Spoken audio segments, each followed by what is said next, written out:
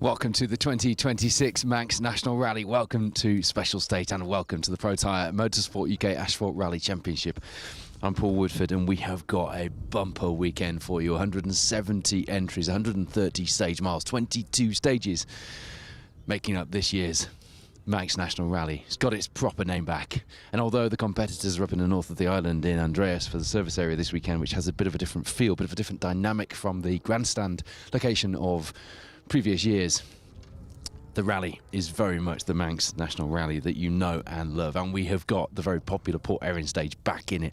A very short, sharp blast around the town, and we're going to be live for both runs of that from about 7:40 this evening. Can't wait for that. Right now, though, we are in the second stage of the day.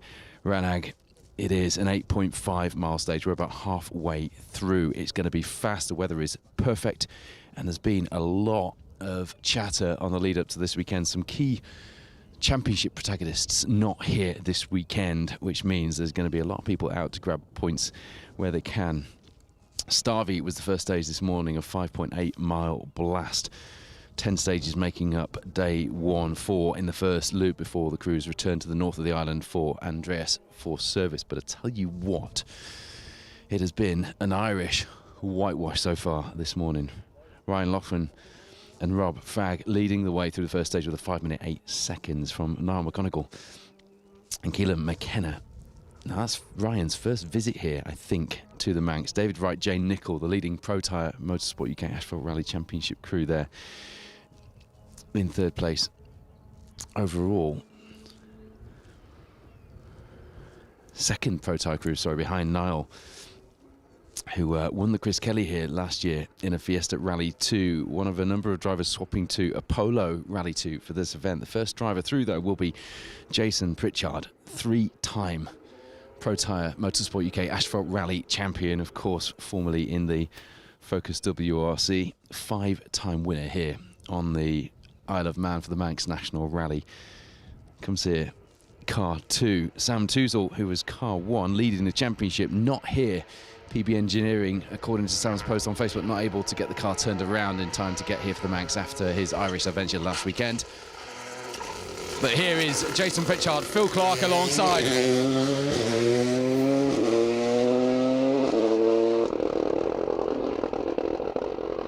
Pritchard putting in a 9th fastest time through the first stage with a 5:29. What can he do through here? He was just behind Roger Duckworth, Ian Windress, who had to retire last year due to high water temperature on the Fiesta. We'll be looking for a better run in 2026, but that man, Jason Pritchard, Phil Clark, in the glorious North Road Garage Yaris Rally 2, will be looking to get some championship points on the board. Last time we saw him in the championship was on the Argyle Rally last year, 2025. Good to have him back. That car has had a reshell after an incident, so it is good to see it as well. Not a lot of seat time for Pritchard. There is David Wright, Jay Nichol, who, but for a puncture, were on for a podium position on the season opening East Riding Stages Rally, so we'll be looking to put that bad luck behind them. The car smelling very hot as it came past here then. Often you get a whiff of a car and it gives you a little bit of the story. David Wright's Fiesta there, smelling very hot indeed. He was third fastest overall through the opening stage on a blistering pace to start the day, just ahead of Hugh Hunter and Andy Marchbank, who are not registered for championship points. But of course, as always, we will keep you in the loop and make sure that you know what's happening with the overall rally leaderboard, as well as the Protyre Motorsport UK Asphalt Rally Championship crews. The talk of the service area is that Sam Toozle's car was actually ready.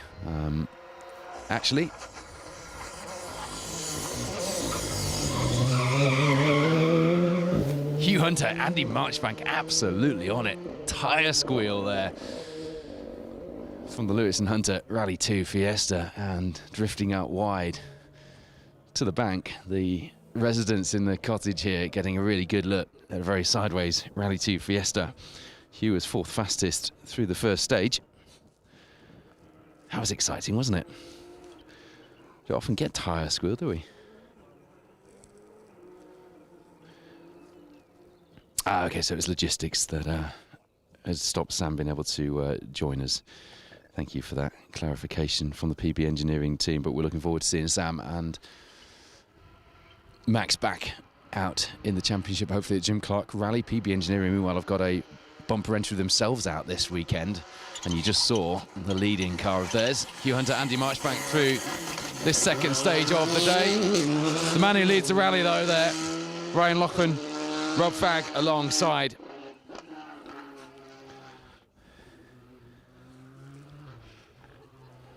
Hell of a start from that pair.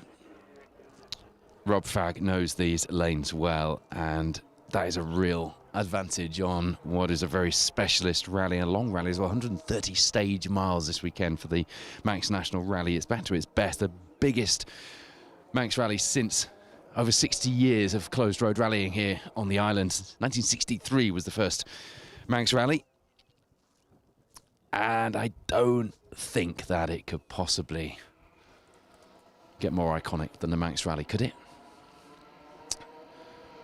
It's a rally I dreamt of visiting as a kid. My first visit over here was 18 years ago.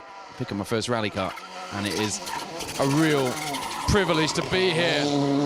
No, mechanical again, just like Hugh Hunter, hot into here. Perhaps thought he had a little bit more space than he did, and just having to,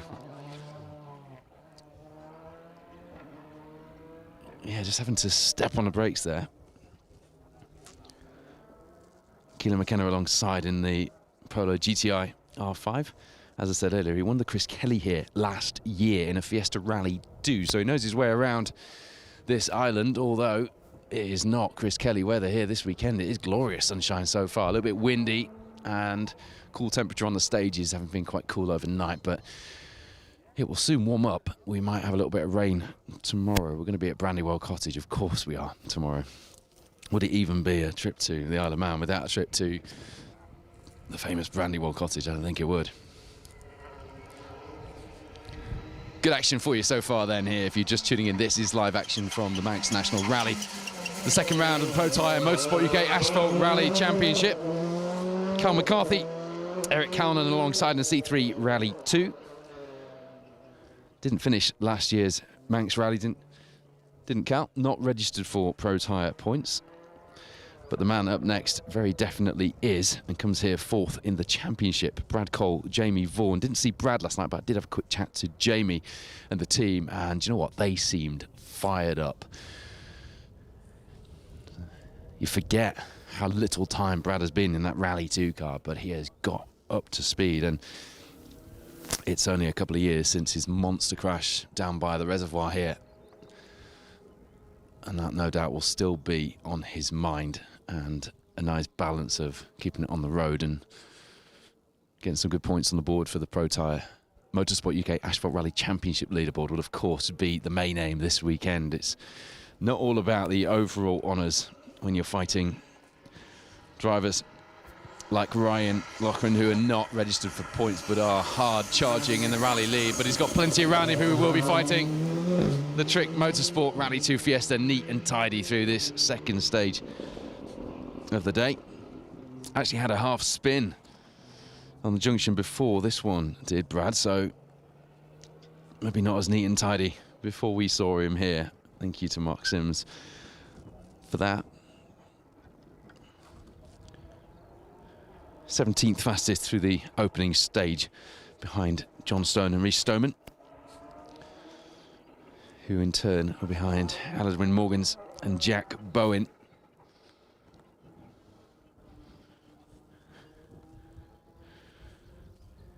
Martin McCormack, Barney Mitchell in the overall results. We are mixing ranks this weekend with the British Historic Rally Championship, the Historic Asphalt Championship making its trip to the Isle of Man, which adds to the variety on the stages. That's not something I was expecting coming into this weekend. Steve Wood, Kenny Hall, 2022 Protyre Motorsport UK Asphalt Rally champion, the Welshman, switching from his trusty C3 Rally 2 into the Volkswagen Polo GTI R5. Not the only driver to be doing that. Another polo convert after Niall McConigal. It's funny how the trends go around in national championships. You go from the Fiestas being the car to have to suddenly the Citroen became very big. We tend to sort of follow the Irish rallying trends a little bit, don't we?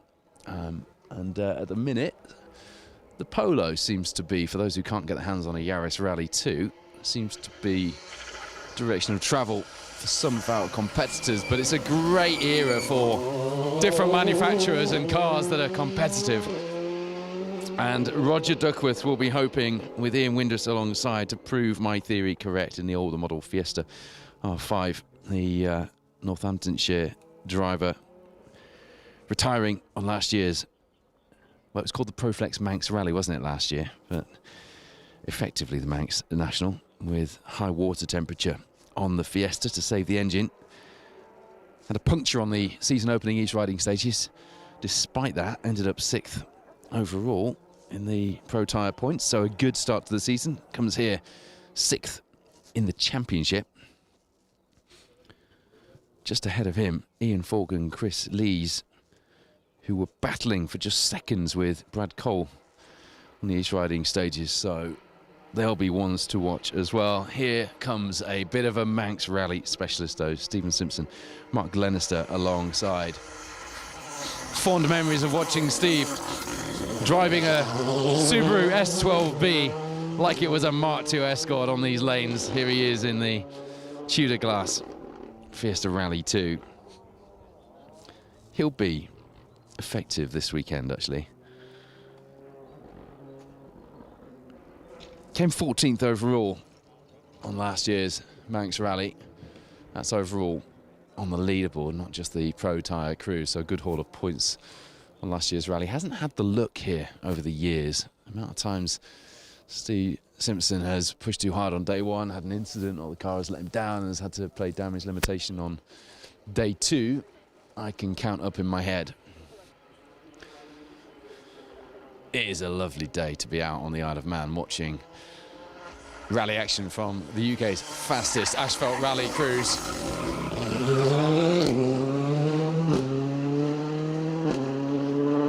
There he is, Ian Forgan, Chris Lees in the Century Autosport Fiesta Rally 2. Very unique looking livery on that car. Makes the car look a completely different shape, doesn't it? As I say, 1 second behind Brad Cole on the East Riding stages. I'll get to the results in just a moment from this second stage of the day, but Ian Forgan was 11th fastest, just behind the super impressive Lee Edwards and Sam Spencer, who took a top 10 fastest time to start the day. The first couple of times dropping in then. Niall McConigal, it really is a battle of the Irish at the moment on these Manx lanes. First overall, putting him first of the Protyre crews as well through this second stage, a 7:14, a 7:15.2. Exactly half a second behind for Ryan Loughlin and Rob Fagg, leading them in the lead of the rally. Third fastest through this second stage, Carl McCarthy, Eric Calnan. They were going well through here, weren't they? Not registered for points. Wayne Sisson really pushing on. He was 12th fastest through the opening stage, was Wayne. Fourth quickest through this second stage, though, with a 7:23 compared to Niall McConigal's 7:14, was David Wright with Jane Nichol alongside. Second of our Protyre crews. Will be happy with that for the first 2 stages down. Halfway through the first leg of this monster Manx National Rally. Mercury Motorsport for Ian Forgan. Sorry, I don't know where Century Autosport came from. I was actually thinking of Chris Ford and wondering why he wasn't in the entry when I said that, which is why that was a bit of a Freudian slip, thanks to Craig Smith, who will always keep me right if I get it wrong on the stream. But he's equally quick to point out when I get it right. Thanks for that, Craig. John Stone. Rhys Stoneman was 16th fastest through the first stage. What can they do through stage 2 here? They've been going well lately, combining their asphalt closed road rally adventures with the Circuit Rally Championship, in which they have been going extremely well. John's really impressive run last weekend on the Alan Healy Memorial Rally at Cadwell Park the weekend before, with Alex alongside. Without going into detail, you know just how impressive that is, and did a great job, both of them. Okay, 5th fastest through the second stage, Jason Pritchard, Phil Clark. They were 9th fastest, to remind you, through the first stage. Still some times to drop in. Hugh Hunter, Andy Marchbank for 1, who were 4th quickest through the rally opener.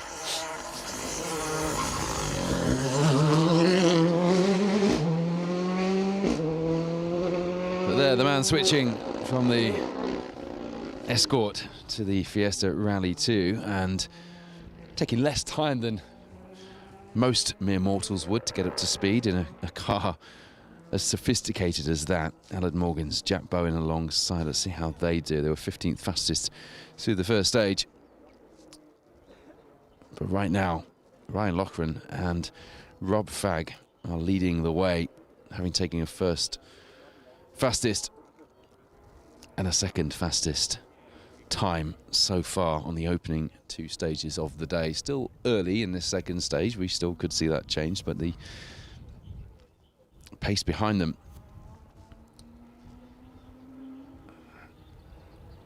backed off a little, really in a bit of a league of their own, managing somehow to come out of the blocks, absolutely fighting. And that's one way of doing it. It's a long, long rally though. Brian Burns, James Morgan alongside. James fresh from his win alongside Oshan Price in the BRC, of course. Co-driving Ryan Burns this weekend, another experienced man alongside. There's a bit of experience in these lanes and put it to good use through the opening stage. They were, what were they? 6th fastest through the opening stage.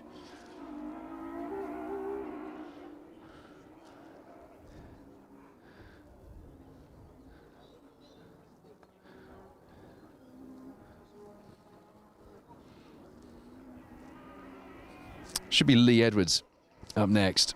Sam Spencer alongside. An incredible performance from him on the East Riding stages that captured a lot of our imaginations, of course.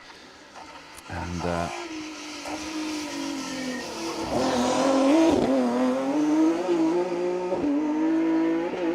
V6 engined Escort G3 being pushed hard from early on here. Comes here 3rd overall in the Protyre Motorsport UK Asphalt Rally Championship, and indeed took a podium in the Championship Registered Cruise on last year's Manx Rally from 16th overall. The Westry man with home support in that Escort. He's flying the flag already and looking for another giant killing performance. I think, although he is quite grounded and quietly spoken, I think he was pretty pleased with the reaction his performance on these riding stages earned him, and rightly so as well. I was very excited to see that performance on my home lanes. But this is a very different rally and a very different challenge altogether. And there's a man who will not be letting him have it all his own way. Came 11th overall on last year's Manx Rally. Gordon, Montana, Morrison, Ian Parker alongside. The third of the cars you're about to see in that battle for Class 3 honours this weekend is one that we've all been looking forward to seeing. It is the pretty incredible Fiat 131. A few James and Lewis Sims that has won the best presented car on this year's Manx Rally.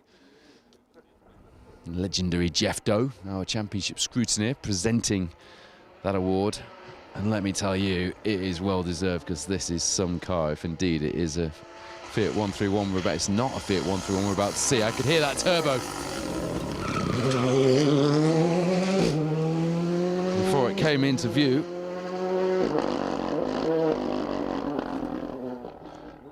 Brian O'Neill, Richard clearly then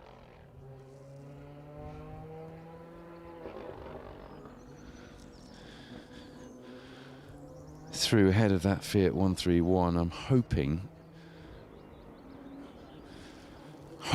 we get that Fiat through.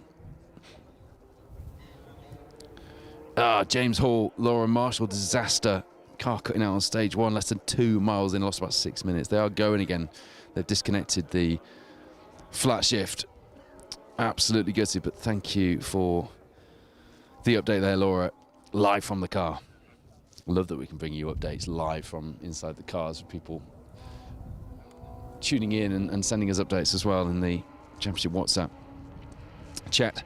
Hugh James Lewis Sim showing is retired on the tracker, which, if that is to be believed, that is absolutely gutting, both for the Class 3 battle here in the Championship, but also for all of us who are looking forward to seeing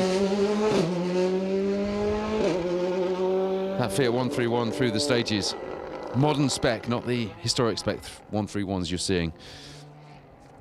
Saw it three-wheeling, tripoding its way around Rally Ceredigion last season on the photos. Was looking forward to seeing it have its championship debut here this weekend, as you see Shane Murray and Gary Hayde there in the Fiesta.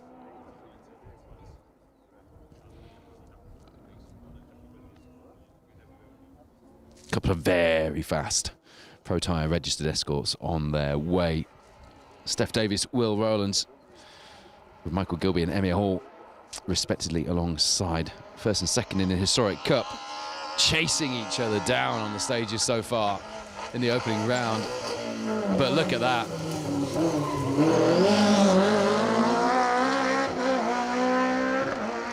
It's a sight and a sound for sore eyes, isn't it? Marty McCormack and Barney Mitchell in the 2.3 litre E30 BMW M3. One of the British Historic Rally Championship competitors joining us this weekend. Currently leading the Cat 4 standings in the BHRC.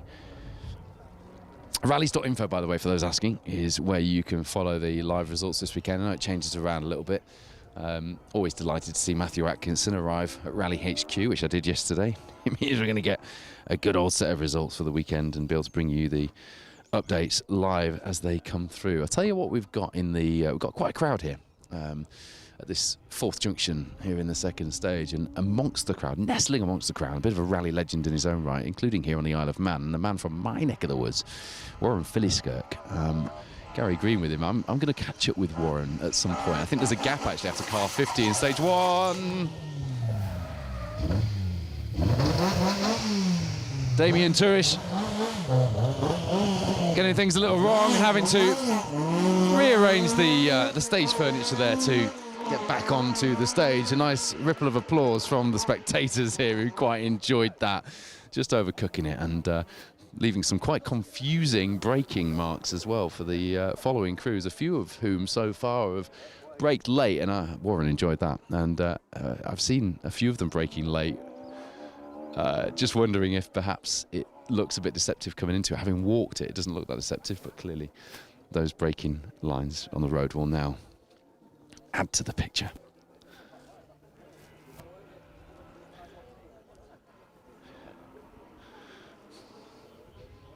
We have got a bit of a gap between the cars. I believe the intervals have been extended between the cars here, so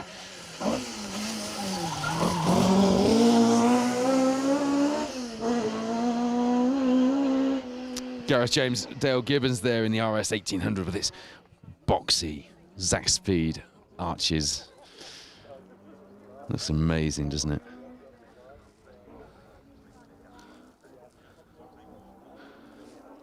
Thank you to Alan Moore for that update on the gap and the intervals. Just a reminder, if you're out spectating this weekend, the organisers are asking you please to keep off the stages, stay safe, and follow Marshall's instructions. Orange Army out in force this weekend, but dwindling numbers this year means that a few people have had to put an extra shift or two in, so please do give them a smile and give them your respect this weekend if you are here with us on rallying's perhaps most famous away day here in the UK, the Manx National Rally.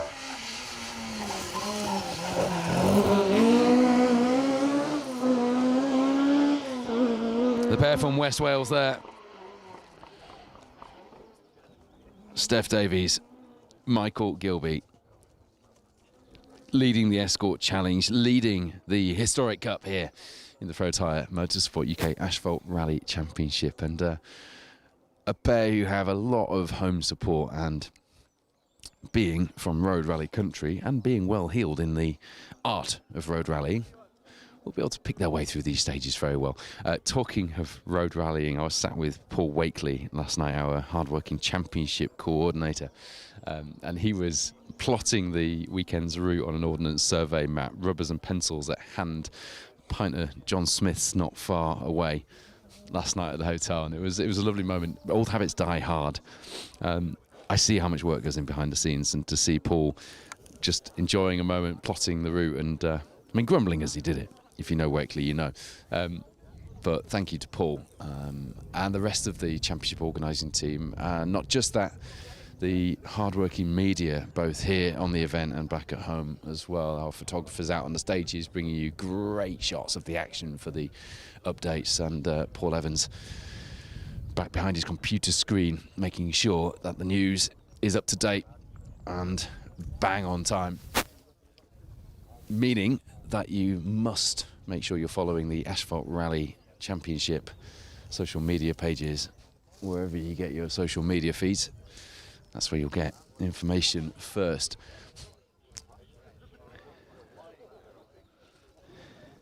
As I say, a bit of a gap between the cars due to an incident on stage one, the organisers taking the decision to increase the intervals to keep things running rather than leave a massive gap and then have to wrestle with the logistics and the cars go back to service in between times.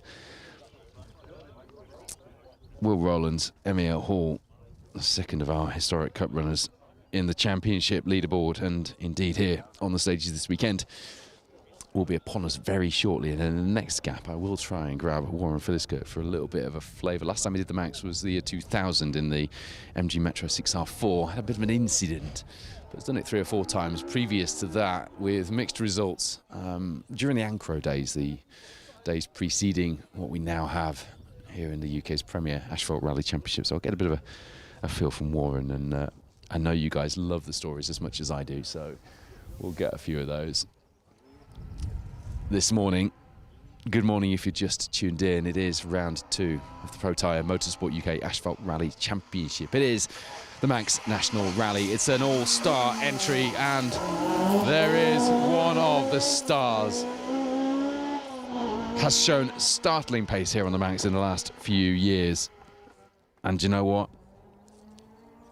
There are a few two-wheel drive cars this weekend you need to be looking for absolute giant-killing performances inside the overall leaderboard. That is one of them. Will Rowlands, Emir Hall, second place in the Historic Cup, second place in the Escort Challenge. And although not registered for points, Donna Kelly with Rory Kennedy up next in the M3 should provide a good bit of entertainment. I'm just going to wander across the, I say the Spectator area. It's a bank with spectators nicely assembled with a nice buzz, nice bit of atmosphere. And while we've got a little bit of a gap, I'm going to speak to Warren, as I promised I would. Warren, it's a long time since you last battled on these lanes. It didn't go so well in the year 2000, but just give us a flavour of what it was like on these lanes in the Metro 6R4. Well, I do prefer the forest, but the Isle of Man was something different. The tarmac roads, they were absolutely brilliant. I loved it.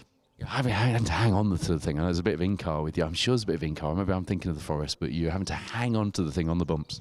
You certainly do, yes. The last time I did it, my power steering failed, and I was trying to haul it round with no power steering, and I was very tired, to say the least, at the end of the event. You were setting top 10 national times before you retired in 2000. They were heady days to be inside the top 10 as well, weren't they? Oh, they were, yes. No, it was very quick. They were very good days, really enjoyable, and I loved every minute of it. You and Gary just out for a bit of a spectating session, just here to enjoy the action this weekend. That's right. We haven't been in Nova for a number of years, so we thought, right, we'll come across and have a look. And yeah, no, we're really enjoying it. Thank you. Have you been up to service yet? We went up last night just to have a look, and I think we're going up after here to have a talk to some of the competitors, which we haven't seen for a lot of years. What caught your eye in service cars-wise? Because there's a lot of variety here. Well, there is, there's quite a few BMWs. They're going very, very well. And, of course, there's the Escorts, but, yes, and there's all the modern cars, but I prefer the historic. You do, but you've had your play in one of the modern spec machines as well, so you've how does that compare? Yeah, well, I do like the escorts. I've got a Mark 1 and a Mark 2, and I've had some very good results with them. But yes, I think the Metro stands out. The Metro does stand out. Warren Philliskirk, who is here spectating, is a legend in our sport and has joined us here as a spectator for this weekend, so it brings a few stories. You know what, I might use Warren for a bit of a filler later on as well, because I know you guys are going to be absolutely loving hearing those stories. And you can just imagine, can't you, or maybe you can't, what it would be like to pilot a Mark II Escort, let alone a 6R4 around here. But Donna Kelly giving us a visceral look there at what it's like to pilot a BMW M3 around here as well.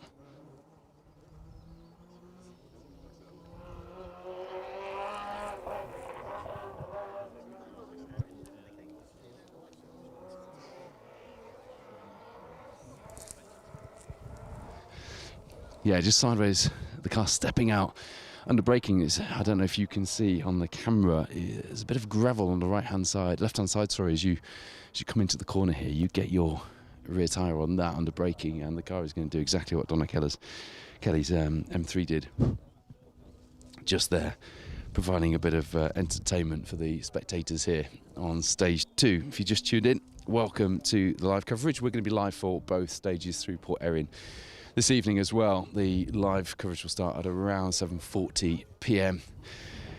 and we've got action for you right the way through the weekend as well. This is the first loop of stages in this first leg of the Manx National Rally. This is Ranag. Blackboard's up next. This is a nice 8.5 mile stage for the crews to really get their teeth stuck in, but the rest of the stages in this first leg all around the 5 miles mark. Red Lion finishing us off this morning before the crews head back to Andreas for service, and they're back out this afternoon. A couple of changes this afternoon being Slough, Qualliant and Port Erin, and then after the Blackboard stage late this evening, starting at nearly 9 o'clock in the evening, the Airy stage. And I should imagine the Airy stage will be the pretty hairy stage at that time of night on these lanes. But if you're wondering why we have such big gaps between the cars, there was an incident in the first stage. The organisers have taken the decision to just stretch out the entry a little bit and give us a 3-minute interval between the cars. It means you've got a bit of filling in between the action for a little while, but they will get things back on track, I am sure. In the meantime, you can, as I am doing, follow the live results by going to rallies.info. I'll give you a bit of a rundown of the leaderboard in just a moment.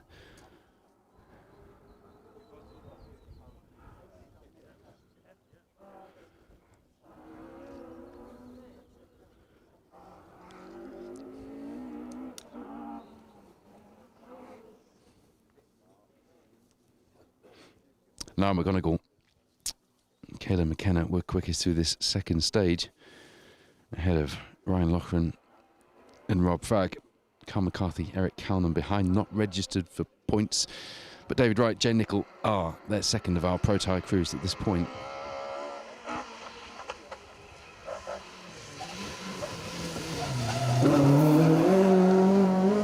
Richard Hill, Patrick Cooper pushing hard through this second stage there.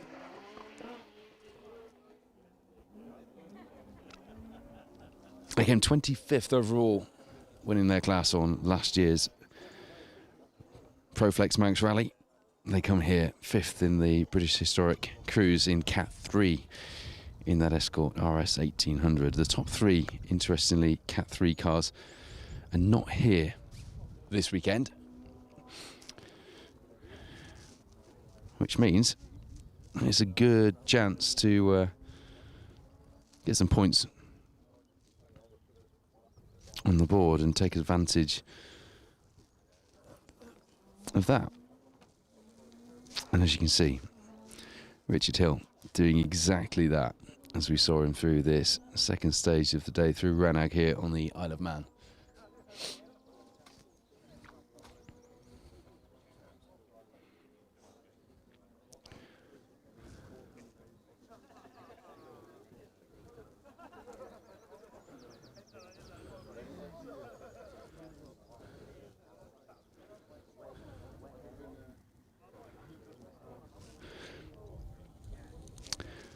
the gap then in the lead of the rally. Ryan Loughran, Rob Fagg leading by 5.7 seconds after 2 stages. Heading now to the 3rd stage of this first leg. Now Mechanical, Keelan McKenna in 2nd in the Volkswagen Polo GTI R5, trailing by that 5.7 seconds and 11 seconds behind them at the moment, 16.7 off the lead and off their nearest Protyre registered crew, David Wright and Jane Nichol in the Fiesta Rally 2. Just 5.7 behind them, Carl McCarthy, Eric Kalman, not registered for points, but they will have their eyes on that North Road Garage Toyota Yaris Rally 2 of Jason Pritchard and Phil Clark. The 5-time champions, the 3-time champions, the 5 times winner of the Manx National Rally.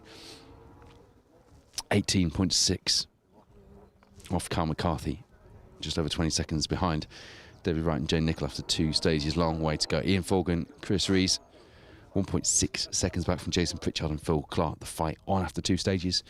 Ryan Burns and James Morgan just 1.3 back from them, and it gets even closer as we go through the rest of the top 10. Roger Duckworth, Ian Windrus in 8th place, 0.3 of a second back from the Fiesta up ahead in that older model R5. And then Martin McCormack, Barney Mitchell, not registered for Protyre points, but as far as the overall leaderboard are concerned, inside the top 10 in 9.1 of a second back. Michael McDade and Harry Stubbs are one of our British historic crews here on the entry this weekend. Neat and tidy from them through here. Richard Jordan with Sam Collis will be up next. Again, another non-championship registered crew here for the historic battle on these historic lanes this weekend. But back to that overall top 10. Brian O'Neill, Richard clearly had a very good time through stage 2 to put them inside the top 10.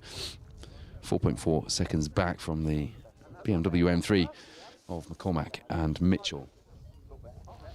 And we said to watch out for them for a giant killing performance.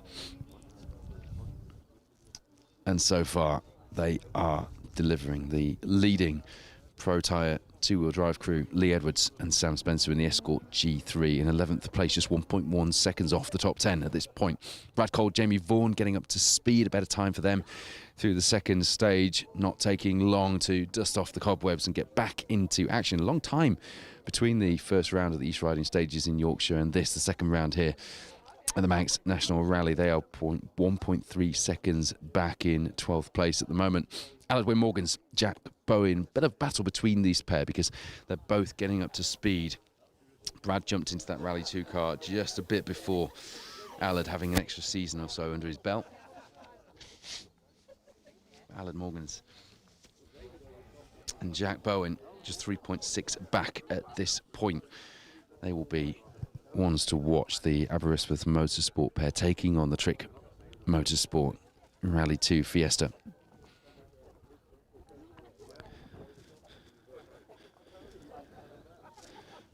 Steph Davies, Michael Gilby then in that historic battle.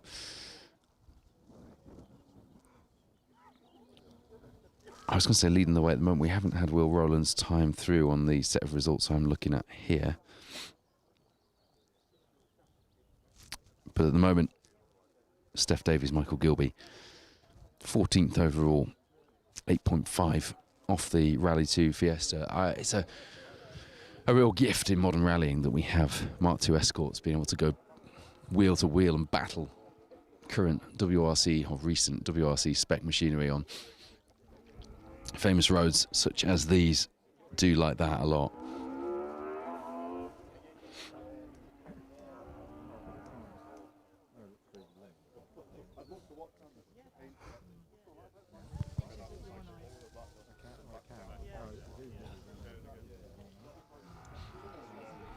Remember, if you are spectating here this weekend, to keep yourselves safe and listen to the marshals. There's some really good information on the stages available on the Manx Autosport website. Number of Manx crews joining us this weekend as well, which is great to see. Richard Jordan, Sam Collis then.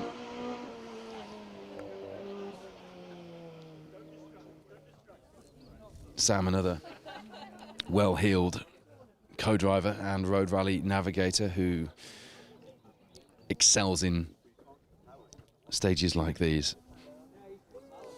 Say a big hello to Kex Walker, who last night when I'd just flown in, I was waiting by the petrol station, sat on a wall near the airport waiting for Paul Wakely to pick me up, and Kex pulled in. In a bit of an old man's Lexus, I've got to say, Kex. I was expecting full broadside in a BMW, but no. And Kex asked me if I wanted a lift, which I very much appreciated. Thank you. He also pointed out that there's a pub just a short walk down the hill if I'd carried on walking, so I could have been sat in a beer garden waiting for Paul Wakely. That would have been marginally more acceptable.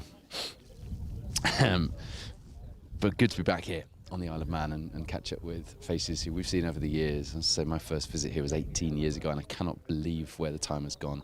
A lot has changed in our lives and in rallying in that time, hasn't it? But things are still the same once the timer counts down and the stage starts, and that's what's most important. Can't wait to see some of the in-car this weekend, because the stages look absolutely marvellous, and the organisers have done a really good job of putting together not only a absolute bumper set of stages and a route for us, but one that takes us over 130 miles without too much crossover.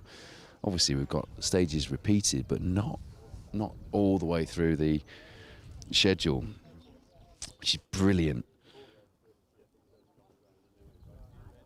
Really well done.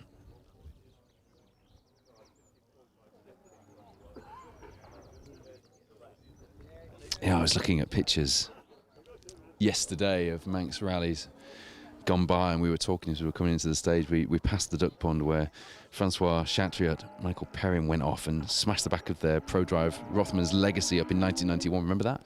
Gary Least and Lane Bell were in a Sierra Cosworth, local crew who you'll hear from or see from this weekend. They were right in the mix that weekend. Another local crew. You might have heard of him, Mark Higgins. Cliffy Simmons was alongside him, wasn't he? I think that year, 1991, they retired as well, actually. Not a good year for local crews, but iconic moments that we were enjoying, reminiscing about. Kyle Adam, Stephen Brown in the Mark II Escort, another one of our hard-charging Escort Challenge crews, looking for Class 3 honours here. And no doubt they will be right in the fight as well in the Protyre Motorsport UK Asphalt Rally Championship.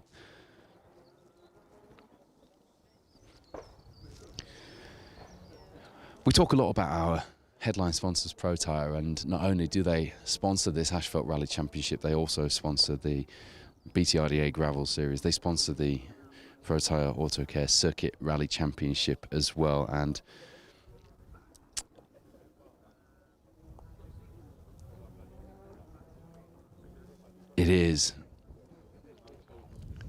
we're so grateful. It's great to have a sponsor that really gets what this sport is all about. And we talk about tyres a lot when we're talking about Protyre, but actually their Protyre Autocare centres are all over the country, and they cover a lot more than just tyres. You can book everything from an MOT to a service for your car, even an aircon regas and all the basic stuff. And you can book it all online on the brilliant Protyre website. So if you get a sec and if you are looking for some maintenance for your car, do support our sponsors, because without them we wouldn't be able to bring you this coverage, and without them the championship wouldn't be in such rude health. And that goes for a lot of championships in the UK. But the website's really cool. You can even book yourself a free vehicle check at your local Protyre Auto Care Centre. Check everything from your battery to your tyres, and they'll tell you what you need without the hard sell. But you can do it all online. Just click the icon you want. I'm just clicking on Book MOT here, and it comes up, asks you what your car is, and it automatically knows what your car will need. Brilliant. Do check out protyre.co.uk if you need anything for your car. And do help us by supporting our headline sponsors here in the Protyre Motorsport UK Asphalt Rally Championship.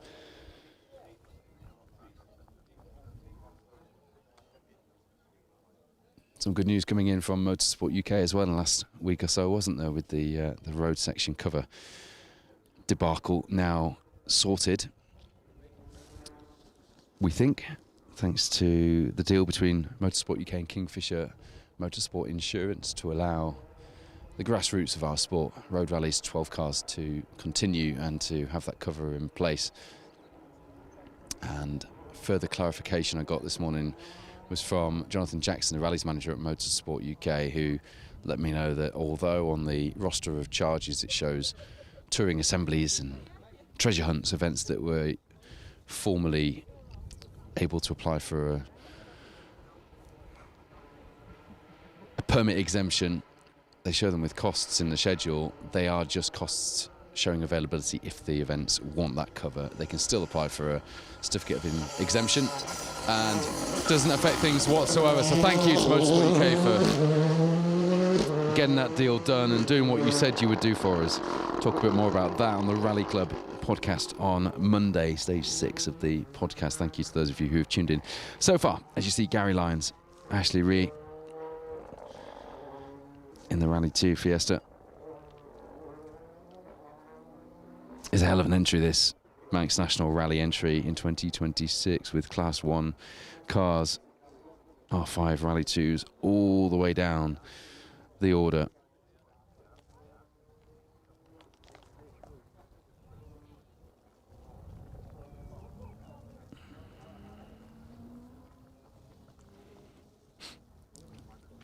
If you are following the live results, you will notice that stage 1 looks like it has been cancelled according to the tracker due to an incident in that stage. Stay tuned to the rally social media for any updates that they feel they need to share. Not clear on the details myself, so I can't give you any more info than that at the moment. But stage 2, as you can see, very much running, albeit with some bigger gaps.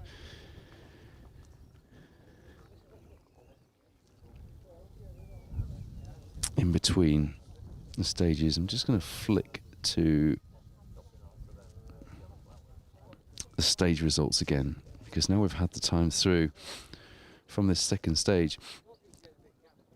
Weirdly, Hugh Hunter, Andy Marchbank haven't got a time on the live results from stage 2. I was looking forward to seeing how they were doing, because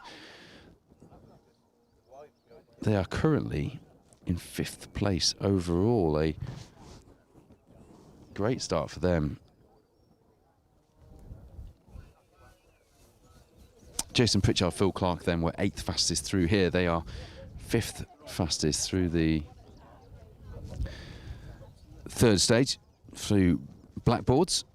That stage sponsored by Kell Properties here on the Isle of Man. And they'll be making their way to the 4th stage, the last stage in this first leg, before they head back to the north of the island to Andreas. We're in the south of the island here, not far from the south coast, near where a lot of the stages are this weekend, including that Port Erin stage that we're all very much looking forward to this evening. Not a favourite for drivers, the town centre stages, but a real favourite for spectators, and the atmosphere we hope to be able to bring you this evening will be electric. It has been in previous years. I think it's almost 15 years since we were last in the Port Erin stage, and there were school kids lined up on the walls. It was just a lovely place to be.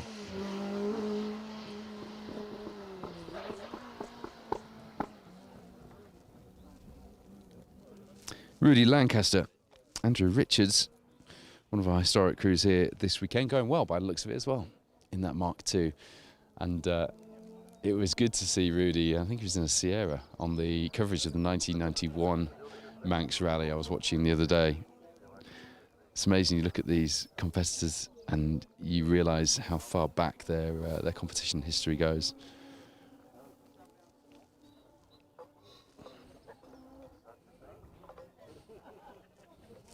Hello to the crews in service at Andreas at the north of the island. I know that for you guys it's a little bit more difficult to get out to the stages this year. At least you're not crammed in at the grandstand, where I am told we are very much secondary citizens in the build-up to the TT with the new promoters, which is a little sad to hear.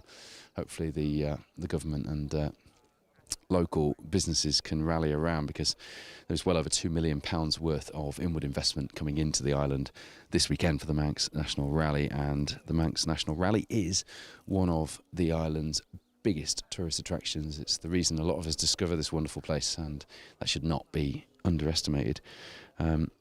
Hello to my friends at Spark Developments who are watching, waiting for Tom Hind, Sue Hind in their Mini to come through on the live coverage. Tom was like a coiled spring this morning. In fact, Jamie McBain said he just needed a quick spray of GT85, but like an old coil spring that you found in your shed, and he'd be good to go in that new R53 modified Mini that they debuted at Cadwell Park a couple of weeks ago. Young Thomas Marriott, Mr. Boy Band himself, on duty in the service area for Spark Developments, needs to put a shift in, apparently. He's lying down on the job right now. If you're just tuning in, wondering why we've got big gaps, there was a bit of an incident in the stage one, not sure of the details, and that has meant that stage one, from what we can see, has been either cancelled or delayed, meaning that we've gone to 3-minute intervals between the cars here in stage two. Makes it a bit of a long day, but stretches out your entertainment. It means you've got to listen to me a bit longer as well, doesn't it? I will get to some of your comments as well, I promise. I always say that, and it takes me a little time to actually end up doing it. So let's do that. Let's as we speak. Let's head to your comments and see what you guys are saying, because it's always good to hear from you. Look at that. Adrian Hetherington, Dave Price alongside in the Alitalia liveried Fiat 131 Abarth. That is something I've been looking forward to seeing through here. Jack Matthewson was supposed to be here in his, actually, and Gary Green said he pulled his entry last week, unfortunately, but complete with Hugh James and Lewis Sim. We should have had 3 Fiat 131s, shouldn't we? As things stand, Hugh James, Lewis Sim have downed tools, showing us retired on the trackers. So at the moment, we're not seeing that 131 through. But hopefully, the good thing about the Manx is, well, you're stuck here, aren't you, until your ferry. So you may as well try and get it going and get out. And although it's not a double point scoring round as it has been in some years, the chance to get back out and score some damage limitation points, especially with not everybody who are fighting for championship points making it here to the island for this weekend, means that the temptation is definitely there to get the spanners out and get things fixed. So hopefully there'll be 2 Fiat 131s, but you know what, even 1 Fiat 131 in Alitalia livery like that, in its tarmac trim with the absolutely glorious wheels as well, proper original Fiat wheels.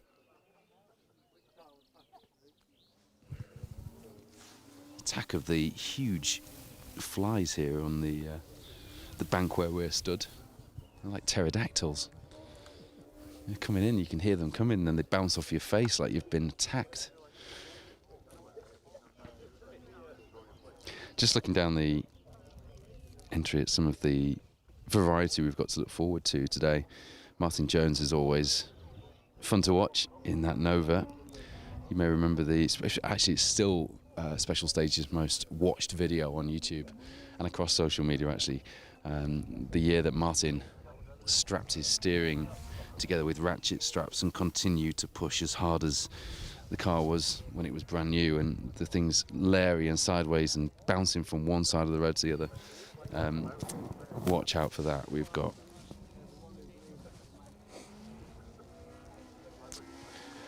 Alex Kirk-Willie in his Peugeot 306 Maxi with Dan Petrie alongside. That will be a sight to behold on these lanes. We've got some older model turbo cars as well. Early Mitsubishi Lancers and Subarus. We've got some Darians for you. Some high revving front wheel drive kit cars and Super 1600 style cars coming out to play.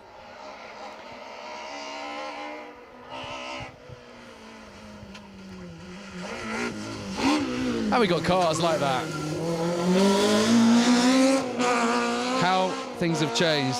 The third BMW M3 on the entry this weekend. Will Onions, Dave Williams switching to the M3 for this season. And that 2.3 litre BMW M engine screaming through this second stage of the day.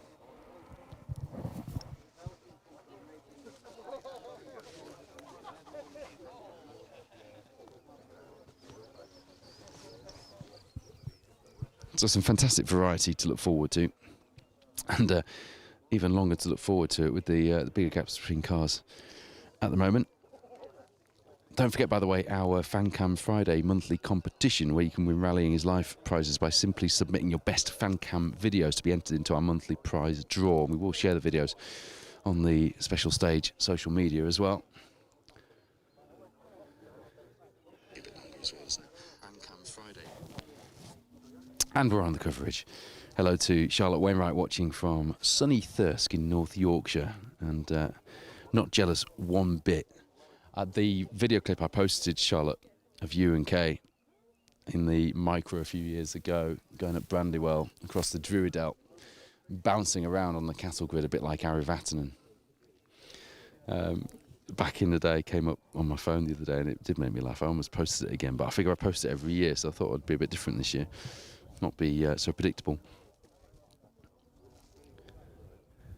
Stephen Durkin says the Fiat 131 went through the virtual chicane. I forgot we got the virtual chicanes out again this weekend as well. Full chat, not the 30 miles per hour. Perhaps the Fiat 131 was imagining it. It was back in the day when we didn't have to worry about such things as virtual chicanes. Who knows? Or perhaps the tracker was a little wrong. I don't know. Michael Corlett, where's best to watch tonight in Port Erin? I don't know, but we're watching at the start, so we're going to have a view for you from the start where the cars enter the stage and go around the hairpin. Just because everyone likes Friday night skids, right? It'll just be a lot of fun tonight. I'm really looking forward to that. Hello to Philip Jason Roberts, who is tagging everybody in the coverage. Thanks for that. Silvio Torchio agrees with me about that. Philip 131. Yes, glorious, Silvio. Adrian Passman, watching from a sunny Jersey in the Channel Islands, enjoying the live coverage. Good to have you with us, Adrian. It's sunny here on the Isle of Man as well, I'm pleased to say. We do tend to turn into Weather Watch sometimes doing this job, don't we? No apologies for that. It can really make or break the gig. Silvio asking how much time between the cars at the start. It's moved to 3 minutes. At the moment, there's Ben Smith, Stephen Smith alongside, leading Cat 2 in the British Historics at the moment. Sound of a Porsche. There has to be a Porsche, doesn't there, on the Isle of Man? Fond memories of watching Adrian Kermode in recent years in his Rothmans liveried Porsche on these stages. There was a moment maybe 2 years ago when we were stood at Brandywell for the night stage and the sun was coming down, the spot lamp pods were blazing. You could just see the spectators, thousands of them on the mountain there at Brandywell, picked out by the spotlights as they darted in between legs, arms, bags, umbrellas, camera mounts, and then the cars came bursting into view over the top, and it was quite heady. I remember thinking to myself, this is a pinch yourself moment you'll remember and talk about for years to come. And there we are, I'm remembering about it and talking about it for years to come, so it worked. Phil Jones watching from Swansea, good to have you with us. PB Engineering watching back in service. We've already seen 3 of their 4 cars this weekend through. Hugh Hunter, Andy Marchbank, who are at the moment doing a great job. Well, they're 7th overall at the moment, but we haven't got a time on the live results from stage 2 for them, so I'm not sure if that's just a glitch. Had Alan Morgan's Jack Bowen through as well, getting up to speed in that Fiesta Rally 2, currently in 15th overall, aren't they? And Ryan Burns and James Morgan have had a very fast morning indeed, particularly that time through the first stage, sorry. Just outside the top 10 and 11th overall. good performance from them so far. The fourth of the PB Engineering teams. Cars and Jevons, Mags, Kelly. We'll see from them further down the entry. Michael Jenkins says productivity levels today are down between us and Rally Portugal. I'm not going to make any apologies for your productivity if you're watching rallying instead of getting on with work. I'm sorry, guys. Tell them Paul Woodford said it's fine. But that doesn't go for my kids if they're watching anywhere. You should be concentrating and not watching rally instead of doing work. Do as I say, not as I do.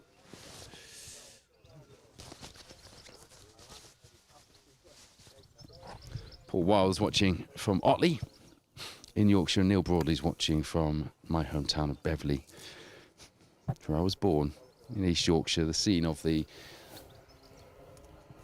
firecracker opening round of the Protyre Motorsport UK Asphalt Rally Championship, the East Riding Stages, of course, where Sam Toozle and Max Freeman took a big opening win to open their season campaign, but not here this weekend, crucially. And there's a crew who have had a bit of a drama and a long morning so far. James Hall, Laura Marshall, they come here 13th in the overall leaderboard in the championship, but they lead Class 2 at the moment in that immaculately presented Subaru Impreza N11. Now, if it wasn't for Hugh James and Lewis Sims' glorious Fiat 131, that car might have been on for the best presented car, as presented by Jeff Doe in service this morning. But at the moment, it's been giving some headaches for James Hall and Laura Marshall. They've deactivated the flat shift in order to solve what they think is an electrical issue, so the car won't be at full chat.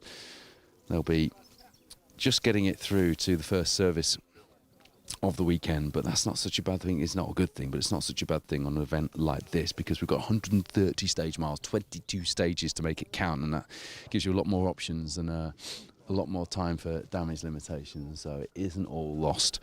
If you're having problems on stage 2, tell that to Hugh James and Lewis Sim, who would quite like to be in the fight for Class 3 honours, and Fiat 131 entertaining the spectators after such a big build-up this weekend. They had issues in service last night, and they've got issues this morning, having retired so far from the rally. It remains to be seen whether we'll see that Fiat 131 back out. I really, really hope we do.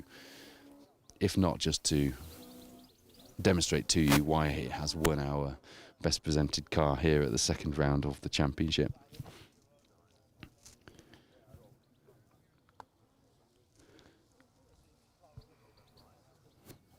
Four stages then make up the morning's leg. This time's in for the leading crews from Blackboards. The next stage, just over 5 miles long. The final stage of the morning, again just over 5 miles long, Red Lion, before the cars go north to Andreas for service. Then this afternoon, another 6 stages making up the 10 stages of day 1 here on the Manx National Rally. Starvey, Slough, Qualian.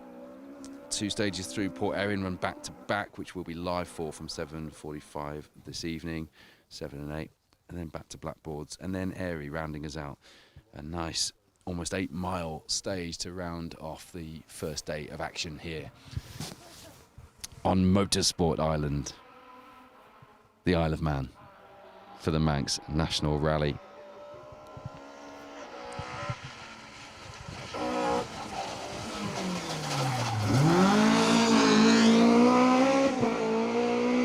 Ewan Roberts Jr., Daniel Jones in the G3 getting a ripple of applause from the spectators here and kicking up the dust, getting the car wide on entry, and as a result getting it very sideways as well. The spectators absolutely loving that. Hopefully you're loving that at home as well. Managed to gather it up though. It all looked nice and composed, didn't it? Almost looked like he meant to do it. The crews have done a recce, don't forget, so they have seen these stages and they will have a bit of an idea, especially those who have done the rally before, of where they can push and where they can take a few little risks. But that was a nice line. Nice to see an Escort G3 in a tripod formation turning in, isn't it? And my screen is, with the results on, is all dusty now. How inconvenient. Give a bit of dust though for action like that, wouldn't you? every day of the week. Who else have we got joining us on the coverage? Drop us a comment, let us know where you're watching from. George Brown's watching from the next corner down. I understand that the corner down there is pretty exciting, actually, the next one along. We were spoilt for choice, actually, in the stages this morning, so we picked what we think could be a pretty good morning for you as far as action is concerned. A nice long shot as we're heading down the hill with the scenery of the south of the island stretching out beyond Port Erin, just out of sight over the hill towards the sea. Tony Davies is enjoying the action. Good to have you with us. Simon Easter, another man loving the Fiat 131, and like me, regretting that so far we haven't had the second one through, particularly given it is modern machinery and will be a whole different dynamic altogether. Michael Corlett's watching past the Kringle plantation, or are you saying that's where we are? Can't be too sure.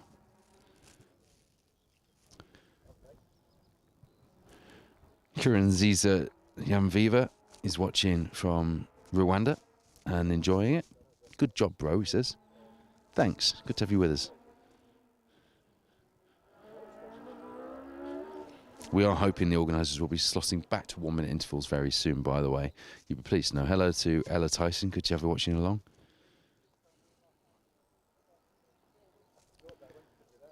Konde Mayo watching from Tanzania.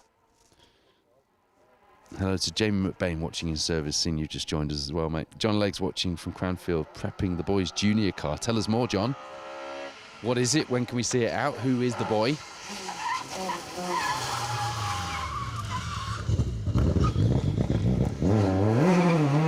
Nice save from David Jones there. Nigel Roberts alongside the spectators here.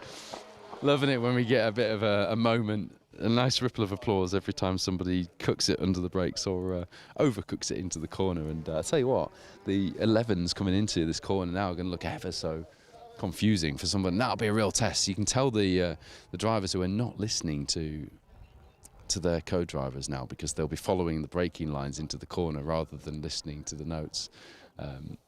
Because that is quite a set of 11s, isn't it, Sid? Coming in here.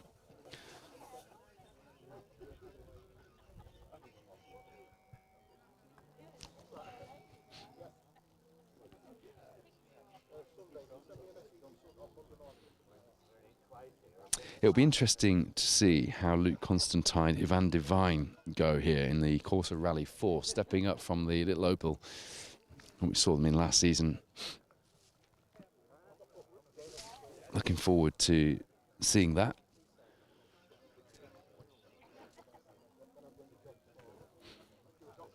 Another nice sight on these stages will be Baz Jordan and Alward Jenkins in the Group A. Mitsubishi Galant, the reigning British Historic Rally champions, of course.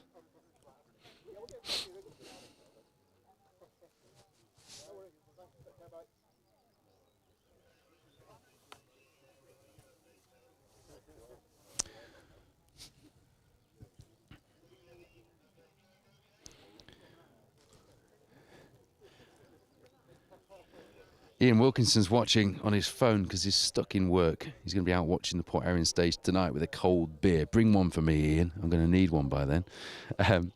Tom Murphy says it's diff failure for Hugh and Lewis. It says that on the retirements page, actually, doesn't it? Yeah.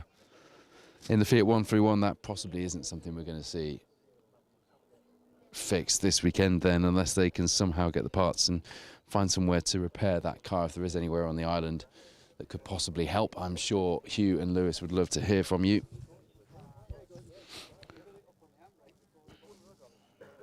John Hargreaves fell asleep after the Subaru.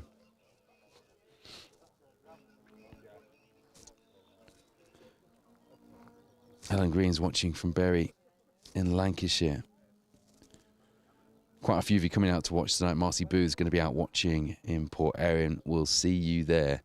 Ian Collins is watching from service. There are black clouds one way, blue skies the other. Quite the picture here on the Isle of Man. That is, I can see behind me actually. Yeah, we've got some really black clouds that are looming very ominously over on the east of the island.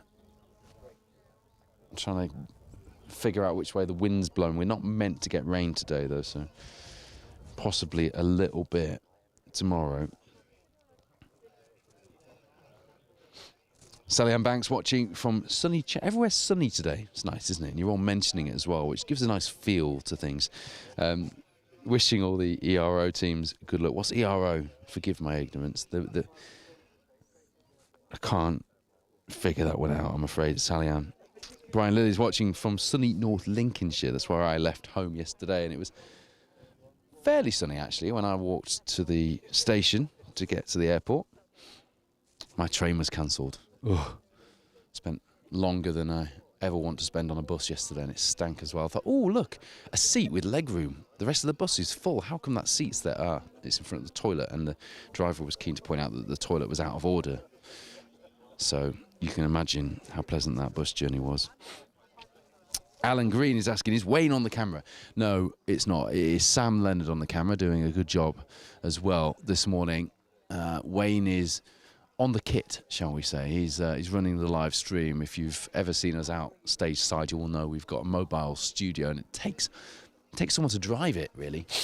It's always interesting when it's just me and Wayne, because he has to...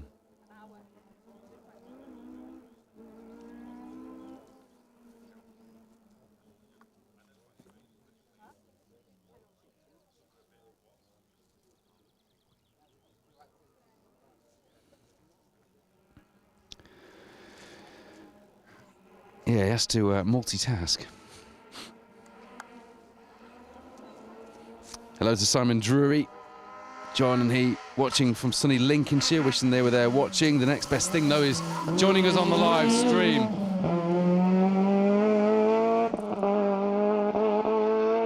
That is a lovely sounding thing, isn't it? From a very fast pair as well. Rory McCann, Paul McCann alongside in the little 90s Civic.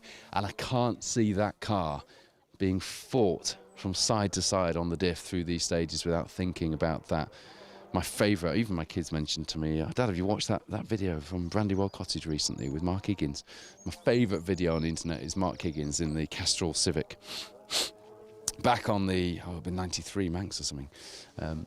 And he talks us through the Brandywell stage, through Drurydale, and the car's hopping about and getting sideways over bridges and cattle grids, and he just, the way he talks you through it is just wonderful. It's quite mesmerising. I will watch that again later. Now we've remembered that, but I'll bring you some more class results in a short while as well. For now, I'm just enjoying seeing where you guys are watching from. Dave Webb's watching in Plymouth. You're a fair distance from us, aren't you? Steve Wharton wishing Rob Iverson in car 148. Look, from Shap in Cumbria. John Kirk's watching from Stockport. I stopped there on my way to the airport yesterday. I was grateful to get off the bus, I can tell you. Ecurie Royal Oak Motor Club. Sally Ann Banks, thank you for that, yeah. Well, if you'd put ERO MC, maybe I would have got it. Probably wouldn't have. Darren Dixon's having a cup of tea and a slice of cake. And taking hammering. Oh, he's taking hammering between the rally cars. Right, okay. I got you. Good to have you with us, Darren. Oh, Guy Weaver straight on there as well with the Curie Royal Oak. Sorry, I know I've let a few of you down there, haven't I? Not getting that one. Alan Green's from the same town as Wayne, Haslingden. Yeah, he didn't live there anymore, though. We've exported him to Wales. Well, the Welsh border is in Shrewsbury, and he's a little bit further away from me than he normally is, so I can talk about him without him kicking me. I've promised him this weekend I'm actually going to have a chat to him on the Rally Club podcast, and what I've done is I've switched things around a little bit. I've not asked him. I've told him that's happening, and we're going to have a little bit of a chat about our adventures over the years. So I've given him warning. I'm just going to pitch up with a microphone. You guys will be able to hear it on Monday morning. Actually, I've got a really cool prize as well, thanks to our sponsors here, Protyre. I've got a set of podium caps, the winner's caps. Not many of us are in a fortunate position to be able to be in the running for one of those, are we? But thanks to Protyre, I will be giving away a full set of podium hats on Monday's podcast. Do tune in for that. Hello to Rhiannon James, watching from Tavy Valley Motor Club, wishing their members good luck. There's a number of them out, and they are doing well so far as well. Got a very big accident for car 53, Steve Ormond Smith at junction 3. It's yeah,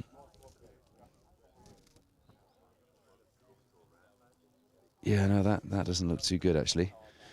I can see the crew out of the car, which is the main thing. But I talked about Francois Chatriot from 1991 earlier, and that is a very similar looking Mitsubishi Evo in that, just like the Subaru Legacy all those years ago, the back end of that car is absolutely obliterated. So for now, stage is stopped. That junction 3. Sorry, that is stage 3 actually. So a bit of a messy morning so far here on the Manx National Rally. We've already got 3-minute intervals in stage 2 due to an incident in stage 1. Hello to Chris Richmond Hand, Chris Bright Ideas, who's in service with Steph Davies. Maybe a few others actually this weekend. I'm not sure you will see me in service later, Chris. Due to where it is, I'm not sure we're going to be able to get there actually. I'm going to do that thing that commentators do when they've got a big gap and there's a impending big delay. I'm going to drop back in on Mr. Philiskirk again, because we only got a really quick chat earlier. Got a bit of a gap now in the stages. Warren, things have changed a lot since you were regularly out on the stages and entertaining us yourself. What do you miss these days that we had back then when you were out doing the national championships? What's changed that you really would like to bring back? Well, there wasn't all the modern cars then. It was quite different. But I think that was some of the best years of rallying. There were some really good competitors, some really good guys, and one of the reasons today was to come back and catch up with a lot of them I haven't seen for years. So who have you caught up with so far this weekend?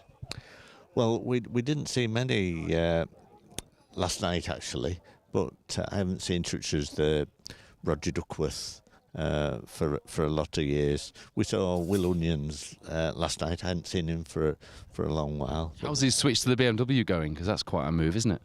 It is. He's saying he's had it a year and he's getting used to it. And he was going well on the stage this morning.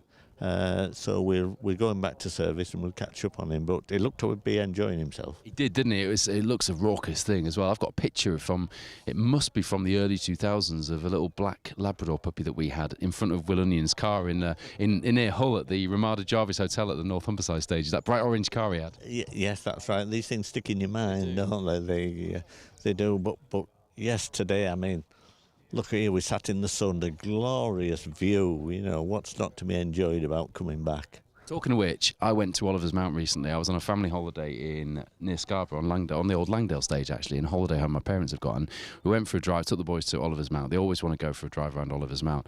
And I stood where I used to stand as a kid, at the bottom of the hill where the hairpin was. Yeah. I used to love watching you guys around there, and that 6R4 heading around there. It's a stage I really missed. You? Oh, yes, as I say, I'm not too keen on tarmac, but yeah, Oliver's Mount, I loved it. On gravel tyres for most people as well. Well, often, yes, and going down that hill, as you say, under the bridge, trying to keep it flat out under the bridge before you brake for the hairpin. No, it's something else, yeah. I think I learnt more about driving, watching as a kid, you guys, getting those cars stopped and around that hairpin, than I learnt actually behind the wheel, because I learnt what the smell of hot brakes was and what the smell of burning clutch was just stood there. It was someplace.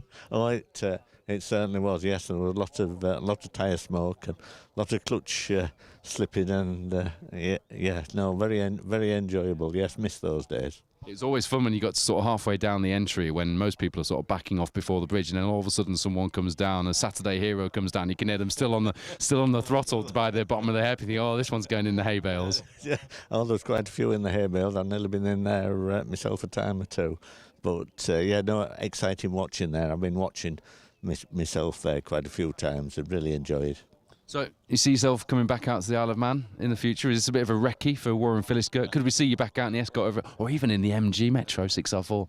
Yeah, no, I don't think you'll see me here again, except for watching. My days on tarmac are done, I'm afraid. Do you know what I think you should do? There's I think it's called the Three Legs of Man. It's a classic tour over here I think it's in August, and you can do it in any car. It's non-competitive, but you get to drive all the Manx rally. I think you should come over in a 6R4 and do the touring assembly here on the Manx. How does that sound? Well, I've got a classic Triumph Dolomite Sprint which I restored. Now that it would be good to come over in that. It would be a lot more comfortable than the Metro. Is it yellow?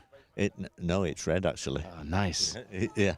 No, I enjoy just going out to that. I don't go out as much as I should, but a tour would be a good idea. It is, and it's really, actually, I was helping them promote it because it's such a good package, because it's very affordable and includes the ferry and all that kind of stuff, because they're trying to get more people over when there's no big events on. So I think you should look into that, Warren. It'd be great to have a name like Warren Philliskirk doing the classic tour here on the Isle of Man, wouldn't it? Yes, no, it sounds it's a good idea, but I was looking at the trains this morning in the hotel, and you could go right up to nearly top of the island and to the bottom of the island. Very, very good for tourists. It is lovely. I'm actually going with Jamie McBain from Spark Developments. We're going tomorrow to look at not tomorrow, on Sunday before I fly back. We're going to go and look at the Manx Motor Museum, because I've not actually been, and there's been quite a lot of investment. Is it good, Gary? Yeah, well, Gary was saying as we passed it today, he said it's very, very good in there. I said, well, if we get a bit of time, we'll pop in. Yeah, and the Joe Dunlop Foundation is meant to be a good little place to pop into as well. We passed that on the way here, actually, if you're people that are into the bikes. Talking of classic tours, I'm going to try and get you interested in this one now. Next Sunday, I think it's the 17th, the Border Classic. It starts at the Tile Works in Barton and goes between North Lincolnshire and East Yorkshire. That would quite suit a Triumph Dolomite Sprint. I'm doing it at Clan Crusader, so no excuses. Oh yeah, that would be very. Is that your Clan Crusader? Is it? Oh, they were very good cars, very classic, but different, aren't they? Yeah, they are. Oh, you'll enjoy that. I'm enjoying it as long as I can get in and out of it. I've got a few years left, and that's probably about it. So you fancy that in your Triumph Dolomite Sprint? Well, that would be very good, but yes, I think I would struggle getting in the Clan Crusader now. The old joints creak a little bit. I'm going to send Warren Philliskirk, and I'm going to send Gary Green the details as well for the Border Classic next weekend, because we need a few more entries as well, and it'd be nice to have something different out. Bit of a gap in proceedings now. If you're just tuning in, I was just chatting there to Warren Philliskirk, who is a name you do not need me to introduce, talking about his days here on the Isle of Man for the Manx Rally in the Group B Metro 6R4, and since then, of course, in the Escort as he is these days, and just persuading him to come over and do the Three Legs of Man, possibly do the Border Classic. If anyone is in the East Yorkshire, Northern Lincolnshire area next Sunday, it costs £20 to enter. It's a really good route. A lot of different cars do it. You can do it in a full stage rally car. It's not competitive, no age limit for navigators, so I always have one of my kids navigating. In fact, my 11-year-old Cole's going to be navigating next Sunday. Mason, my eldest, has done it before. And there are a couple of cars, a historic Porsche 911 and a classic Mini as well.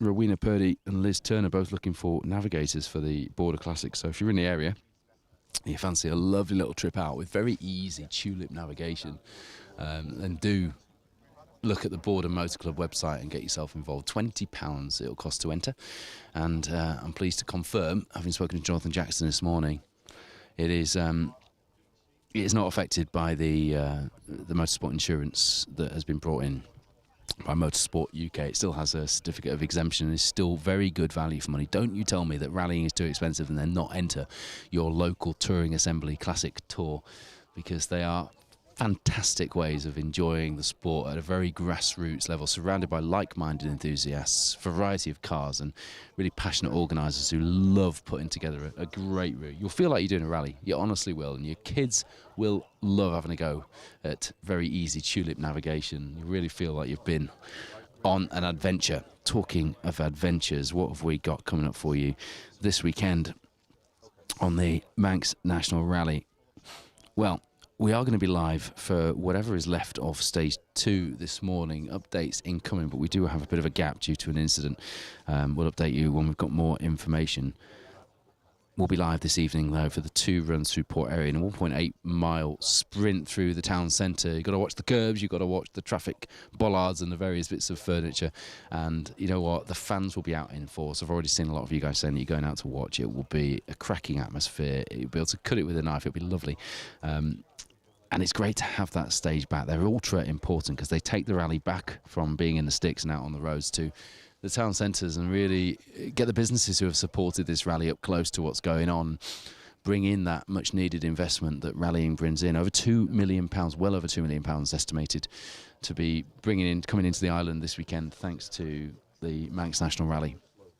And that's the impact that these rallies have. And we've seen a bit of short-sightedness from some local councils in the UK in recent years, haven't we? The Hills Ford has changed location due to just those types of decisions.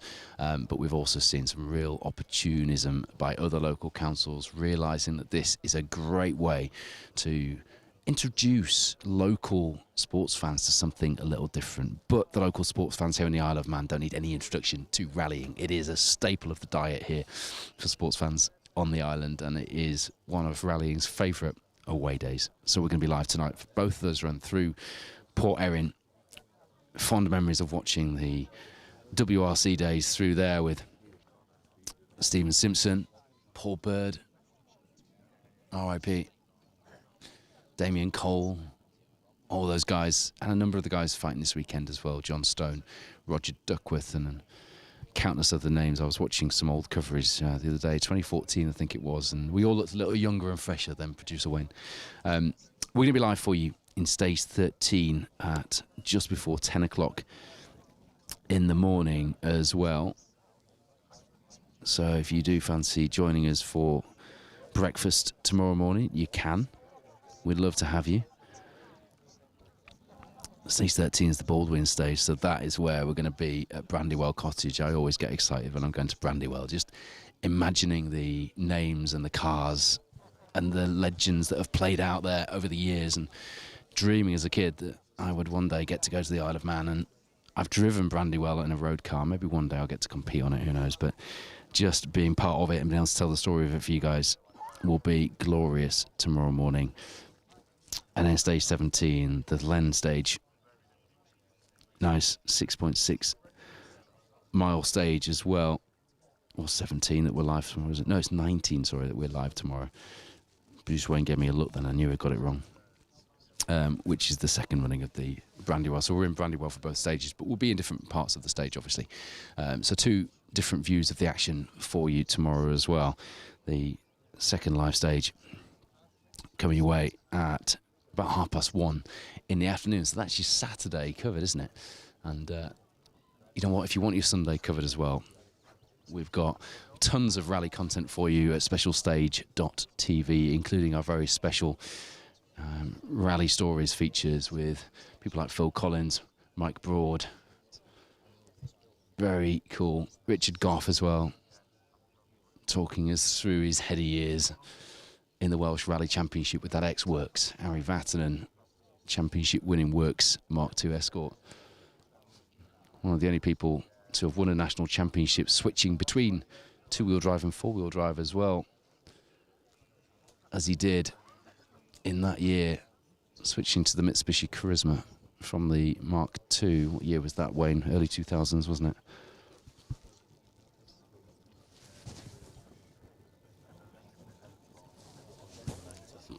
Talking of classic Manx rally action, how about while we have a bit of a gap, rather than listening to me and staring at this lovely scenery, we throw you back to some iconic years of the Manx rally. Here, let's transport you back to the 80s for some Manx rally action.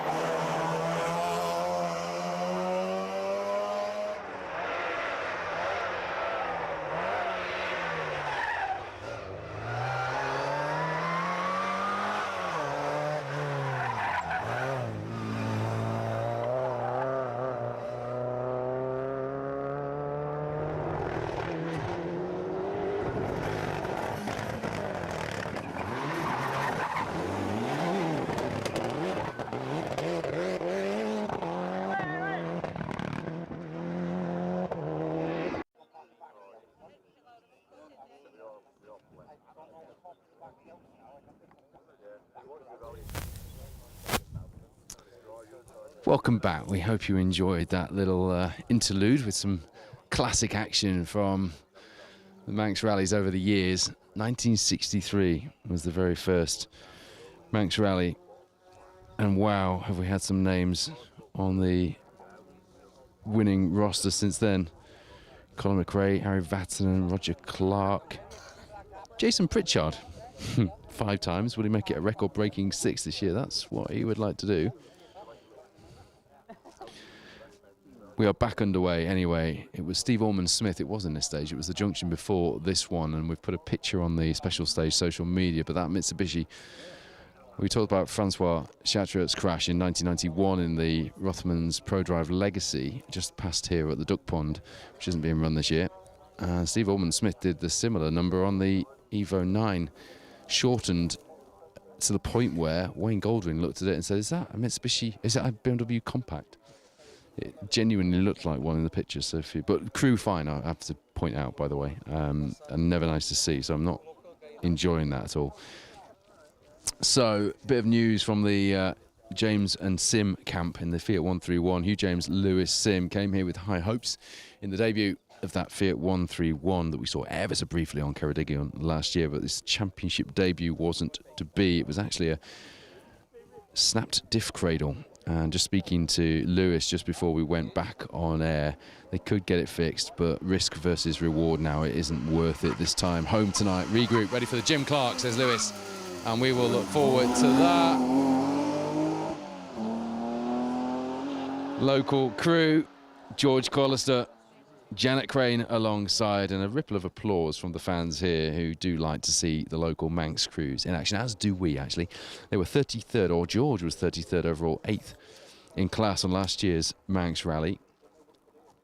4th Manx crew, indeed, in 2025. Janet Crane was actually with Dad David in the Escort Cosworth last year.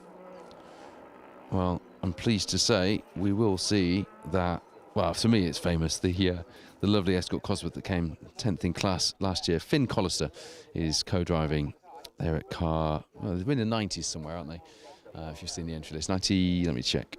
96. That was a good guess, wasn't it? So you'll see them later, but good to see Janet out in that BMW, and they were going well as well. Do miss Kex Walker, Danny Matthews, when they used to be absolutely hooning it around these lanes in their little BMW. Declan Jackson, Barry McCartney in the Fiesta Rally 2. Tell you what, you know you've got one heck of an entry on your hands when you're getting into the 40s and you've still got Rally 2 cars, Class 1 challengers at this point on the entry list. In fact, we've still got Rally 2 cars going right back into, what's got R5s as far back as car 66. Ryan Fagan, Jordan Joins. I think that's the last of the Class 1 cars, actually.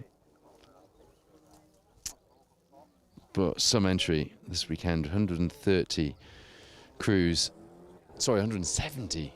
covering 130 miles across 22 stages, 4 legs over 2 days. It is a monster. It is the biggest Manx rally in 60 years of closed road competition here on the island that we all love so dearly. And despite a bit of a stop-start morning with an incident in stage 1 and then the stoppage here in the second stage for Steve Ormond-Smith when he shortened that Evo 9 at the junction just before here where we are. We are at junction 4, about halfway into this just over 8-mile stage.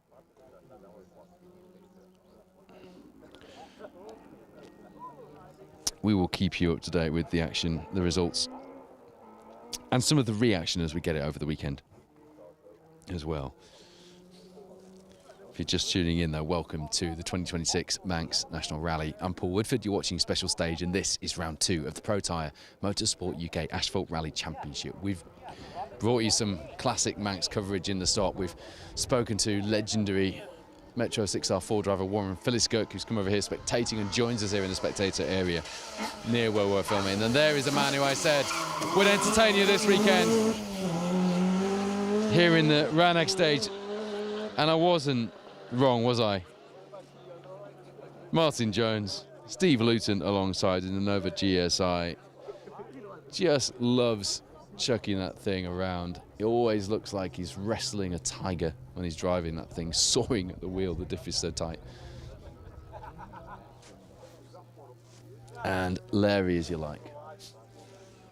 Do you know, when I get a Manx rally entry list, we might have the most star-studded lineup of crews. We might have, you know, people who've returned to rallying after many years out. We might have championship battles coming out of our ears. The first crew that I scan down for is Martin Jones, because I just want to see that Nova on its door handles.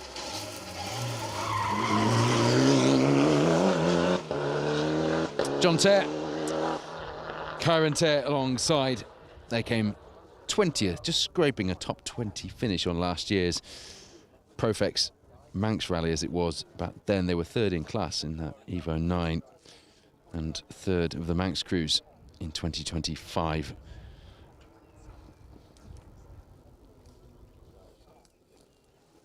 I mentioned Gary Lease earlier, who has done a number of events, and I actually saw him on a set of photos from 1991 Manx International with Elaine Bell. He retired actually in the Escort, in the Sierra Cosworth, work spec Sierra Cosworth in 1991. Very nice. He's here in the Fabia Rally 2 with Sarah Cool alongside, who last time out was with Danny Cowell in the lovely little Talbot Samba, the Myers Co College car. We will see Danny Cowell later, one of the variety on the entry, and they've once again got the Talbot Samba GTI road car as their recce car, which was parked in front of the hotel in Hutchinson Square last night and looked absolutely brilliant. There's Bradley Cowell, Gareth Short, another of our competitors stepping up from a Class 3 Escort into a Rally 2 car. Let's see how he gets to grips with that. He came 31st overall, 7th in class on last year's Manx Rally in the Escort. It is Rally 2 power, one of a number of crews getting used to a modern car this season. Alice Morgans, Brad Cole, another pair whose progress we are following closely here on our special stage coverage in the Protyre Motorsport UK Asphalt Rally Championship. Bradley not registered for points yet, just, I suppose, gaining his stripes first and getting used to the car. And that is a fantastic looking livery. It's all new for Mike English.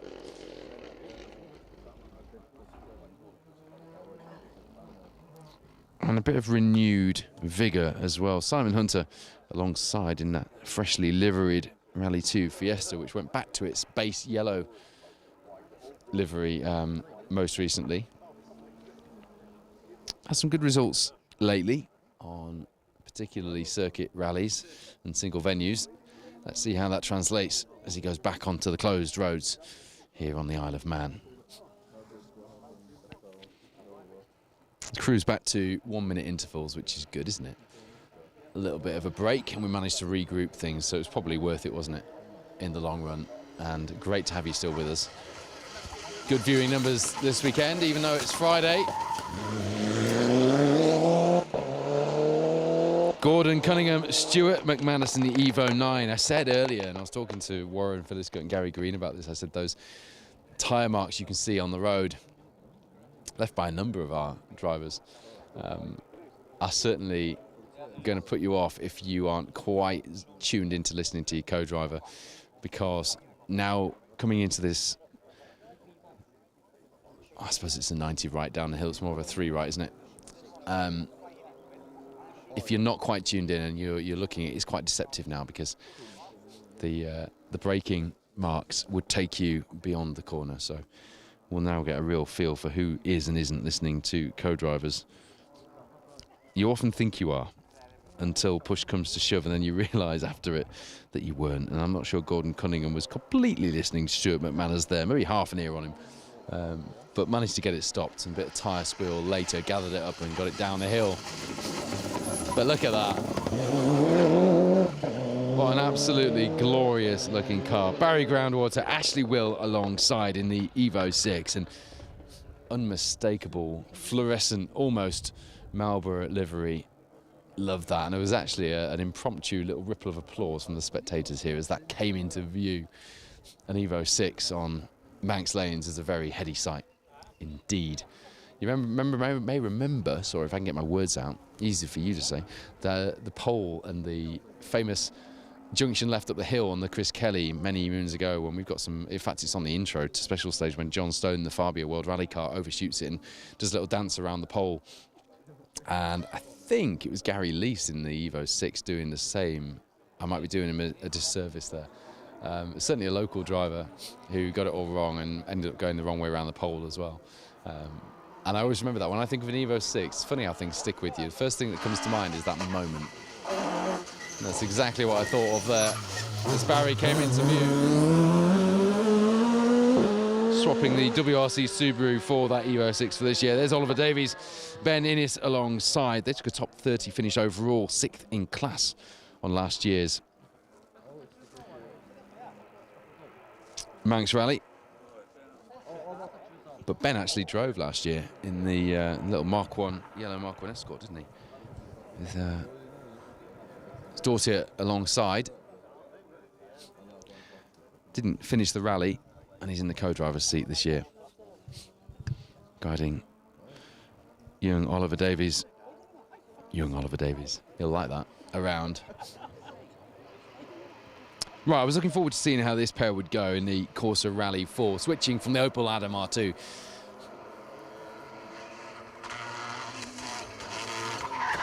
And here comes our reigning junior champion. Quite the soundtrack. Popping and banging. The car looking like it's set up quite soft as it goes down the hill there. Riding the bumps nicely though. Luke Constantine, Ivan Devine. If you've been listening to the Rally Club podcast,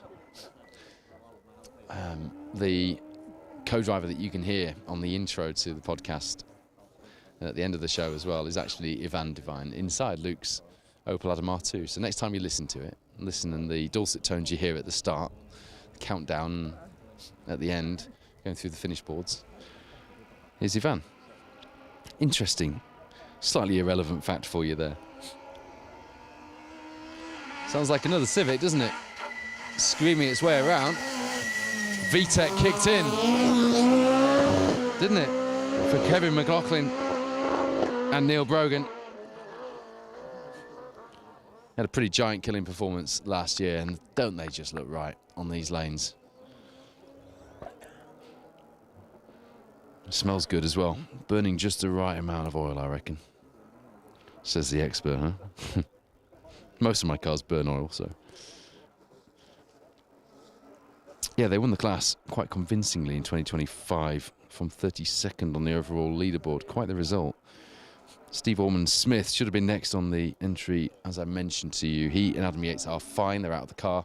The crew is okay, and the car is now cleared away. But it had a massive moment on the junction before this one and has remodelled that Evo 9. Taken the back end well and truly off and obliterated it. It now looks more like a BMW compact.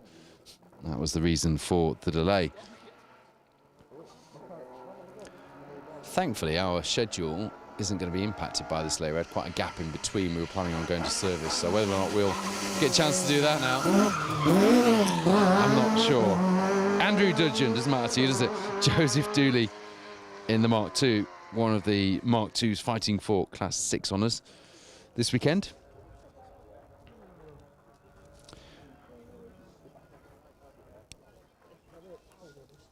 Class 6-4 between 1600cc and 2 litre or forced induction engines up to 1500cc, which will include the R53 supercharged Mini that we see Tom Hind in a little further down the order of the Spark Developments. Mini Rally Challenge competitor in his new modified Mini Cooper S. Be interesting to see how the R53 goes in modified trim against some more established machinery on these Manx lanes. Class 1 that we have been talking about is for the FIA spec Rally 2 and R5 cars. They have to be homologated. You can also get S2000s, and we've got an S2000 actually, a homologated car out this weekend, I believe, haven't we?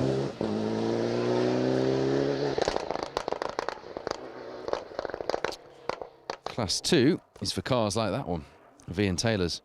Louise Lewis alongside, registered for Protyre Motorsport UK Asphalt Rally Championship points and looking to get a good haul of points from this weekend's Manx Rally as well.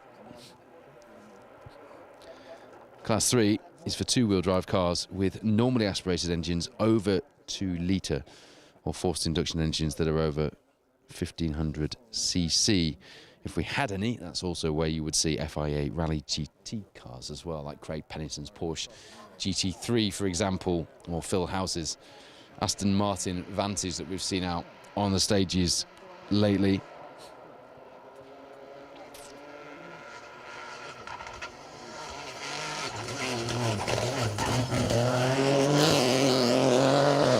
Ross Hunter and Chris Dodds, the Rally 4 cars coming from the manufacturers at the moment, seem to be in a bit of a battle, don't they, for who can come out with the loudest exhaust. They do sound fabulous, though. That is the 208, the Peugeot Variety.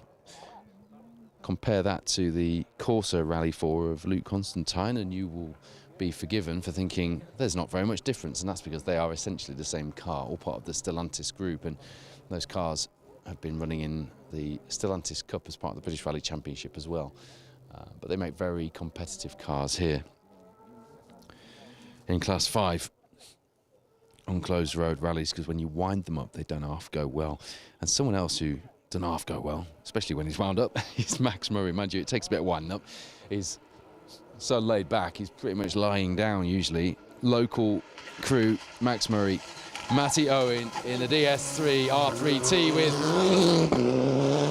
a new livery since we last saw them. One of the Manx crews registered for points and always go well here in the Protyre Motorsport UK Asphalt Rally Championship, and good to have them out here fighting. Another Manx crew up next, Sean Kelly with Ben Wild in the Evo 9. They were 5th in the Manx Championship Cruise in 2025. Another top 30 finish as well for this local pair.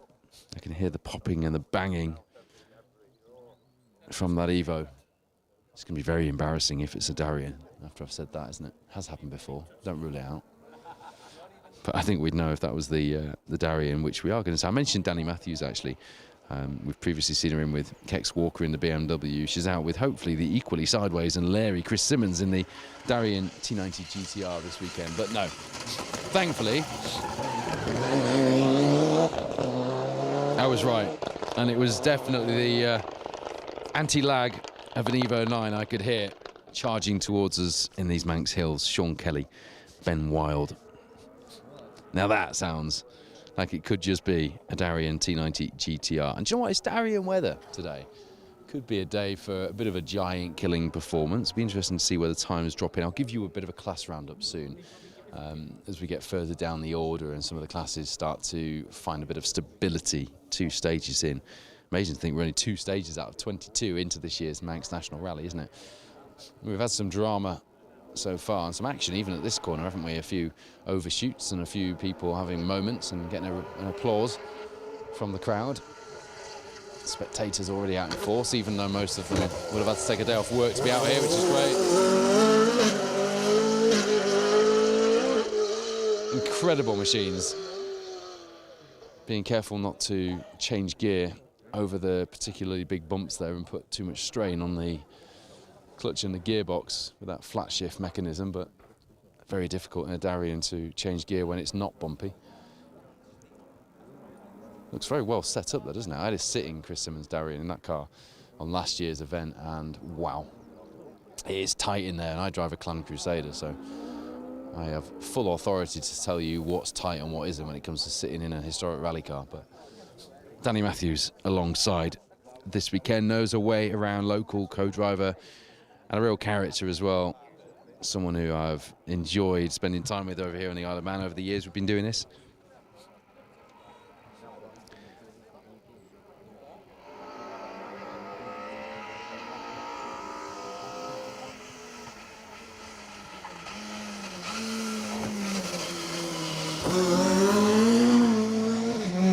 Ben Crump Ian Beaumont in the Escort will be expecting a good run here. Not registered for Protyre points this season, unfortunately, so we'll lose them from that battle. I mentioned earlier, though, another crew not registered, but looking forward to seeing the car out. Baz Jordan and Arwell Jenkins coming here third in the Category 4 battle in the British Historics after a bit of a shaky start to the season, shall we say. But the reigning British Historic Rally champions in the Group A Galant VR4, built originally by Wayne Sisson's team, actually, and built meticulously. A really beautiful bit of kit. Looking forward to seeing that out. It doesn't sound like they're coming through now. This could be Michael Harbour, actually. Oh no, it's Alex Kirk-Willie. Dan Petrie alongside the Dayglow orange race suit, giving away how much work Alex is having to do inside that 306 Maxi that we first saw in action on the Roger Albert Clark Rally last season. Quite a different set of environments, isn't it, for that car to be doing its business here in the Isle of Man, but Alex soaring away at the wheel. Quite the spectacle. Love seeing a kit car. Maxis are always winners, aren't they? A real fan favourite. And I'm looking forward to seeing what he can do once he's up to speed. Didn't finish last year's Manx Rally. He was running in a Corsa GSI last year. So, you know, he did what any self-respecting rally driver would do, having had a DNF. Bought himself a faster, wider, more expensive car to come back in. Alex, we salute you. There we go, there's the Galant. Peugeot 306 Maxi being chased down by Mitsubishi Galant.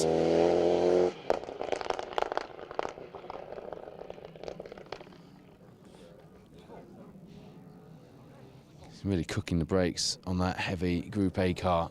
Coming in here, you can smell that. It's the one thing we can't bring you here on the coverage. We can bring you everything else, a flavour of the atmosphere, the sights, the sounds. If you turn the volume up loud enough, you'll join us for those, but we haven't yet invented scratch and sniff or smell-o-vision, so you can't smell it, but I will describe it happily to you. That one, smell the brakes.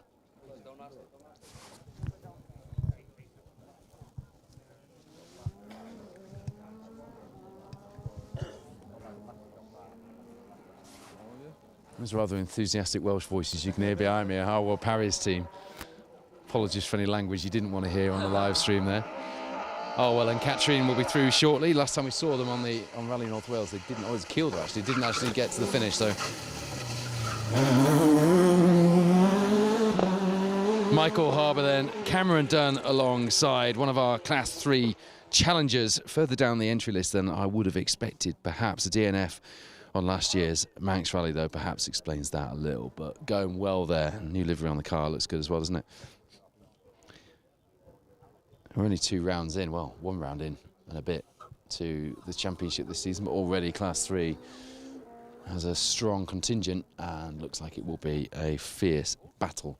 The news, if you're just joining us, is that Hugh James and Lewis Sim will not be in that battle. The Fiat 131 diff cradle snapping, not the worst type of failure, but risk versus reward. Getting it fixed this weekend wasn't on the plan anymore. They're going home. They'll regroup, ready for the Jim Clark in a couple of weeks, which is where we'll be next for this, the UK's premier Asphalt Rally Championship. Tom Constantine, Tony Walker alongside in the Adam R2, the second of the Constantines, and of the two of them, Tom and Tony not registered for championship points, but it will be interesting to get a comparison between the two brothers with how they go in the Adam R2, which of course they were both in last season, and now Luke's Corsa Rally 4.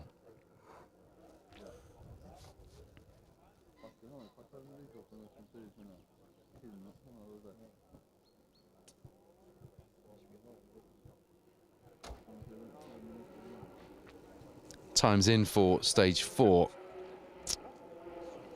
And I tell you what, Ryan Loughran and Rob Fagg really are putting the welly down out in front.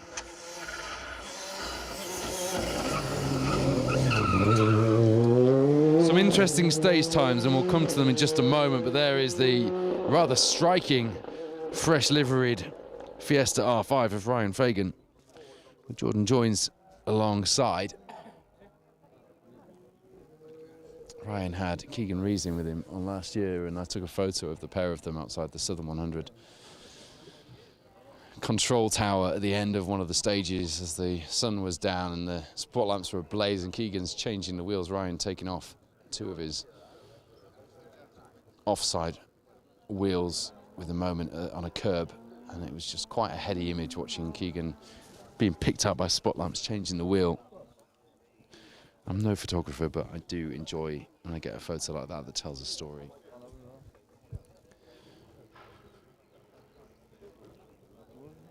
So yeah, some interesting stage times through stage 4.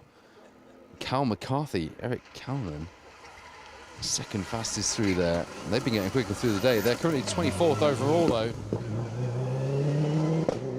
As you see, Stephen Harvey and Graham Wild coming here second in the Class 2 Championship battle, looking for a good haul of points in the Subaru.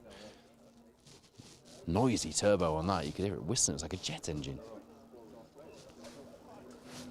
Do like it when you can hear all the mechanics on a rally car. I used to love hearing the mechanicals on the active diff WRC cars. Everything clunking away, the hydraulics and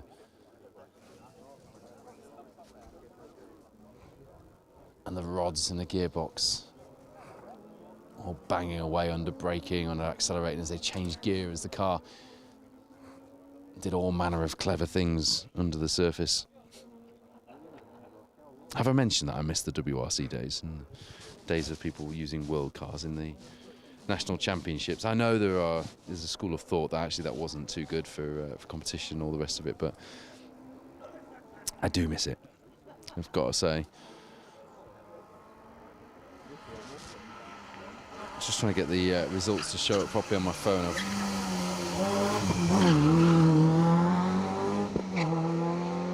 Robbie Wood, Matt Reeves alongside in the unarched Mark II. Chucking it into there. And his rear leaf springs having to do a fair bit of work to keep the car in check. Heading off down the hill here.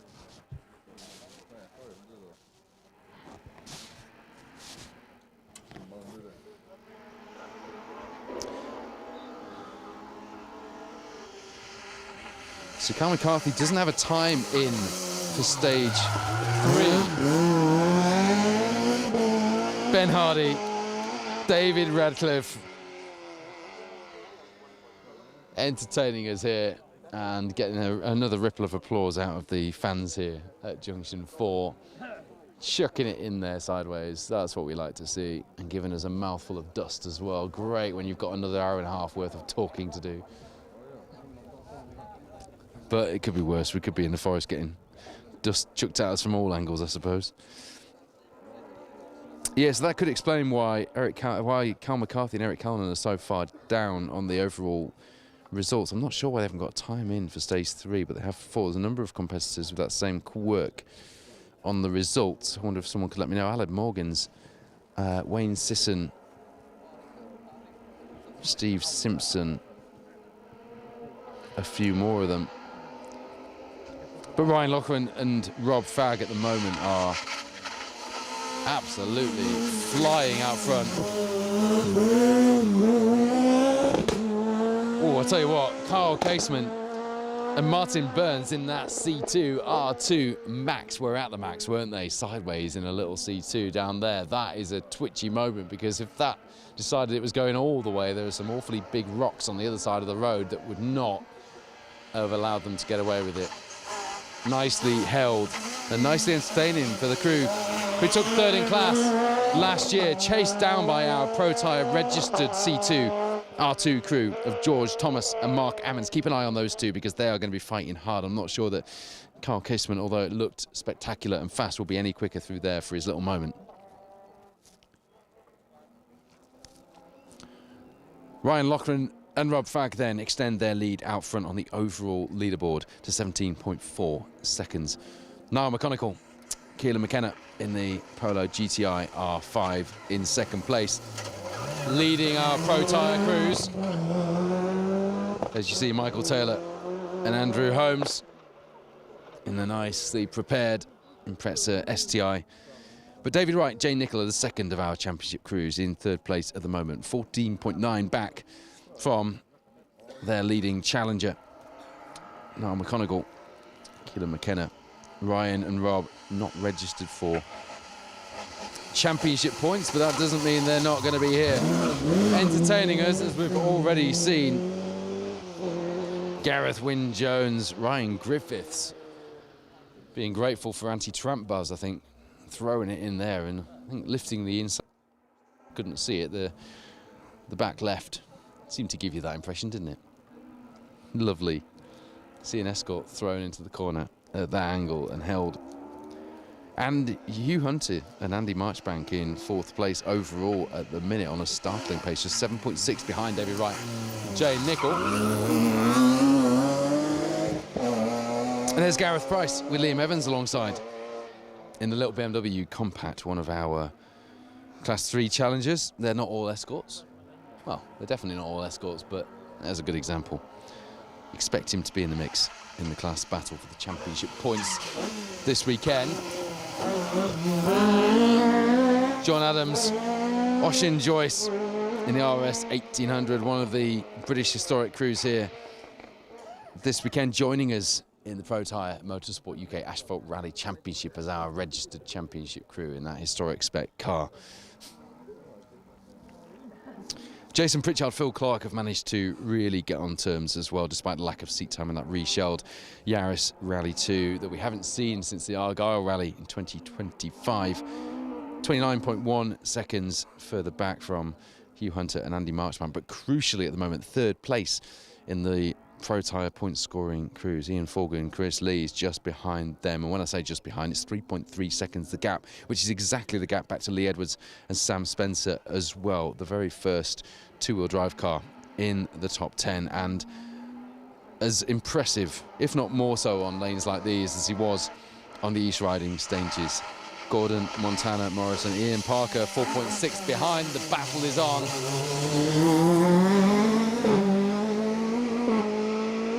Martin Williams, Martin Allwood are on for Class 6 honours this weekend. They should go well on the overall results for that. Not registered for championship points, so you won't hear a lot about them on our coverage, but we will cover all of the crews on the entry because that's what we do, and our sponsors Protyre are rally nerds like we are, and they want you to get the full picture of the rally, for which we're very grateful. Fits our style perfectly. Neil Jones, Alan Thomas in the Mark II Escort. They can tell some stories, that pair. Heard a few stories about them last night. They go right back to the old motoring news days, and I will be catching up with Neil for the Rally Club podcast as well. Looking forward to that, if I can manage to grab him this weekend, because my problem is actually finding people and being able to get back to service, with it being at the north of the island at Andreas instead of at the grandstand in Douglas as it normally is. Just Rally HQ based there this weekend. Nice bit of sideways from Howell Davies and Derwin John. Good work, guys. They come here third in the historic Cup standings and clearly pushing on, as entertaining as ever. Great to see. Martin McCormack, Barney Mitchell to go back to the leaderboard. Currently in 9th place overall, behind our two Protyre registered crews in that BMW M3. 0.9 of a second back, the battle very much on. And in 10th place, Brian O'Neill, Richard Clearly having a great time, just 0.7 of a second back as well.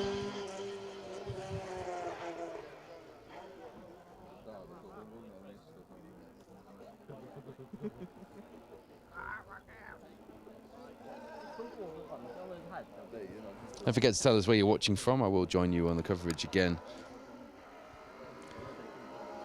during this live stream from stage 2 of the Manx National Rally.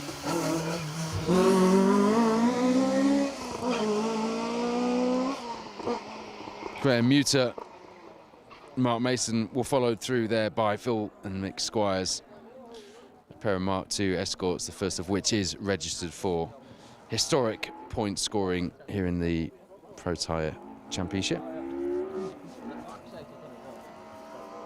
Jack Richards is watching in Suffolk. Callum Lawson says, good luck to all crews this weekend. It came a little late for some, didn't it, actually? Dave and Grace Pedley there, who were 4th in class on last year's Manx National Rally. Not registered for championship points, but crucially for them, the top 3 in their class in 2025 are not here. Could be a good year for them. And that Castrol liveried Mark II.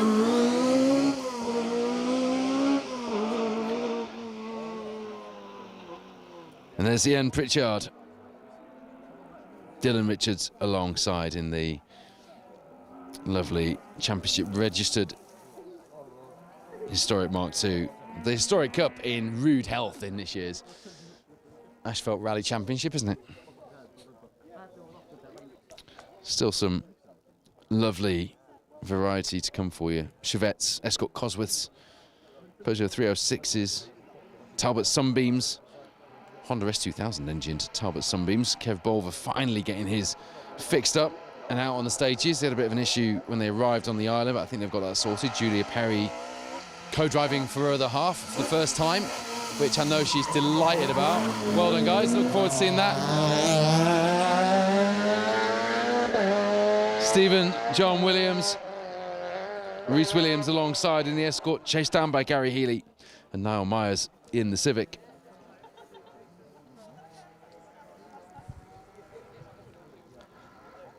Stephen and Reese losing a handful of time there in this second stage to be caught.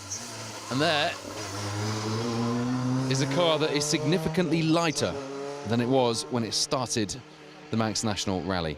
Martin Williams, Martin Allwood alongside with a very bent looking Mark II with a fair bit of bodywork missing from the front of it as well.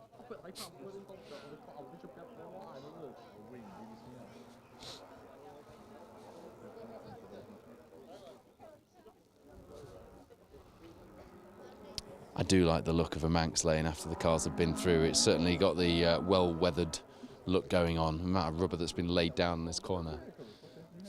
I remember driving this year to work and taking the scenic route on a couple of the East Riding stages roads that I normally drive to work from where I live, and it was quite interesting. I just remember thinking to myself, what if you didn't know there'd been a rally on? You'd be wondering what on earth happened on these roads the night before, wouldn't you?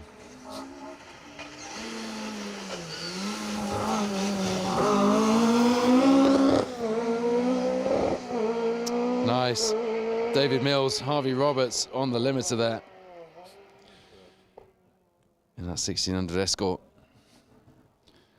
Thought that they were going well, didn't they? I promise you some class results, and I will give you them in a moment. We seem to be missing a few of the stage times, though, which probably isn't going to be helping the overall leaderboards.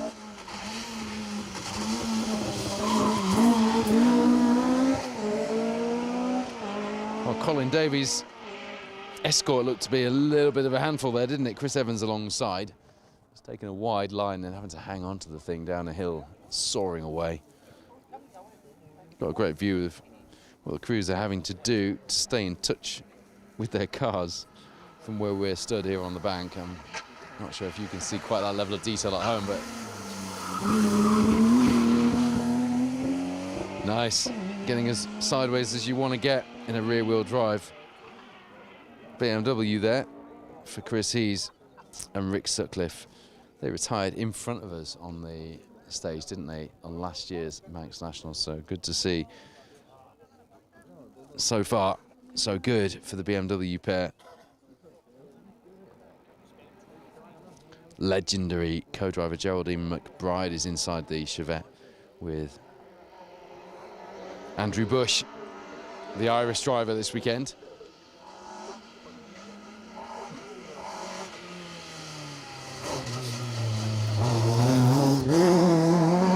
Dave Hughes, Barry Ford there.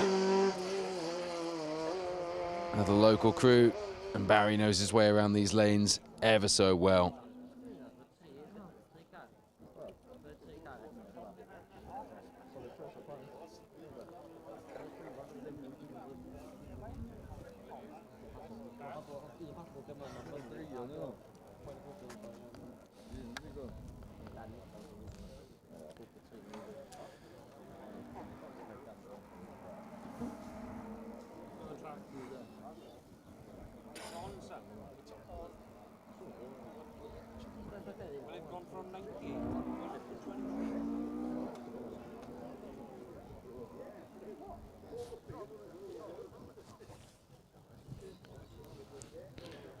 It's certainly not going to be a warm weekend here on the Isle of Man for the crews on the stages. The stage temperature is going to be kept at bay by the wind. Fairly, I'd say, mild temperatures, but by no means warm, despite what it may look like on your screens wherever you're watching from. Those blue skies tell a very different story to the wind here, but those black clouds still hovering on the east of the island. And there is the lovely Chevette HSR of Andrew Bush and Geraldine McBride, the Chris Meek Citroen overalls, the WRC overalls that I wear when I'm rallying, actually came from Andrew. He sent me them after he'd finished competing in his, was it a C2 Super 1600 he had, wasn't it? The ex Meek car. And I was driving the Saxo. And there is David Crane's Escort Cosworth. I always get a shot of that from my collection when I'm here on the Isle of Man. Love it.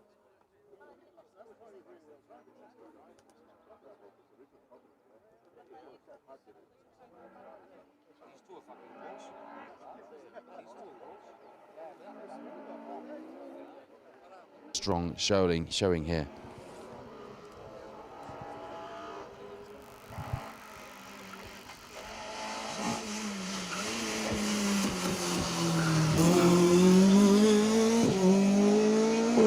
The Pallet Force Mark II looks pretty good, doesn't it? Looks like it's going well as well, although bottoming out on one of the bumps down there. David Holland, Mark Skellen should be chased down by Alistair Crawford.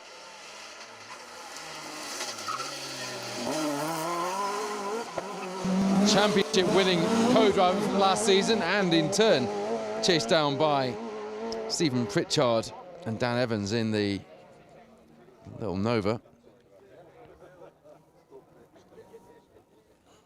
That's some trio of cars, isn't it? Look, we've gone from giving you 3-minute intervals to giving you 3 cars on the stage at one time. The action positively thick and fast now here in this second stage of the 2026 Manx National Rally. Tristan Cooley with Chloe Convery alongside in another Evo 6. Looking for Class 2 honours this weekend. They'll be in the class battle. They're not registered for Protyre points though. So Class 1 is being led at the moment by Ryan Loughran with Rob Fagg alongside and the Skoda Fabia RS, as you might have expected. Niall McConaughey, Keelan McKenna in second, David Wright, Jane Nichol in third, Hugh Hunter, Andy Marchbank fourth, and fifth is Jason Pritchard and Phil Clark. As you see, Marshall Kennedy and Davey Young in the Peugeot 306 S16. Lovely car to see out and nicely prepped as well when you get a closer look at it, which I'm not sure we will this weekend.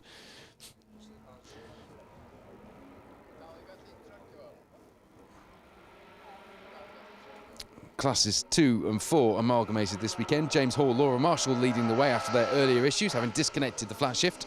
Gordon Cunningham, Stuart McManus in second place in the Evo 9.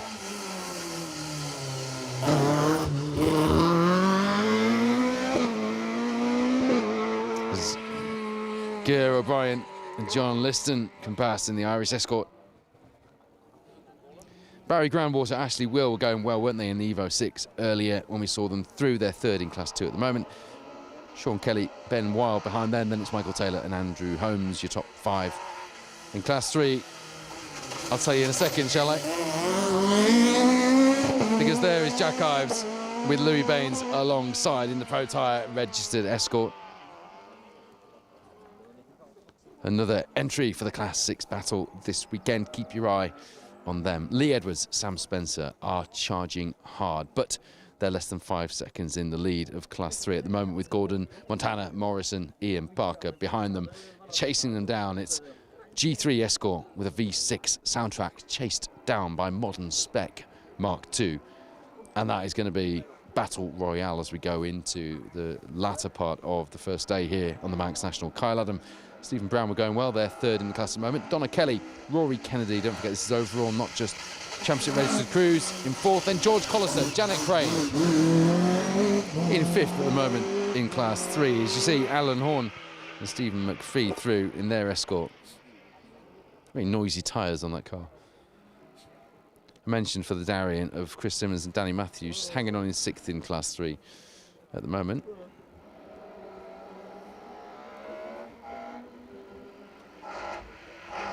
Rory McCann, Paul McCann were going well in the Civic. They lead class 6 from Ewan Roberts Jr. and Daniel Jones in the very sideways Escort G3.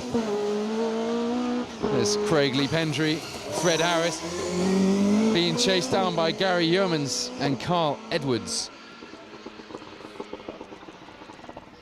Ben Hardy, David Radcliffe, a third in class 6 at the moment, from Martin Jones and Steve Luton in the Larry Manx Vauxhall Nova. Alex Kirk-Willie, Dan Petrie in the Peugeot 306 Maxi.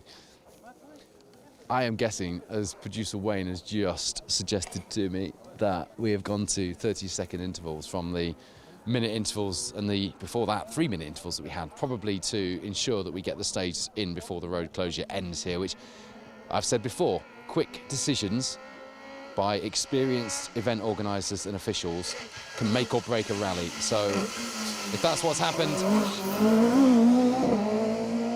fair play, guys. Darren Roberts, Dale Gabbett in the Nova SR. That wide arch Nova looks glorious in the works colours, doesn't it? And that's Ian Chadwick and Liam Foley. Now, I'm not sure. I'm wondering if that's Aaron's car from the BRC days. I'm not entirely convinced it is. I'm not going to say it, actually. I sometimes start to say things that should stay in my head. I'm not that I haven't got my convictions straight on, so I'll leave that one. Is it Aaron Newby's car? Someone tell me.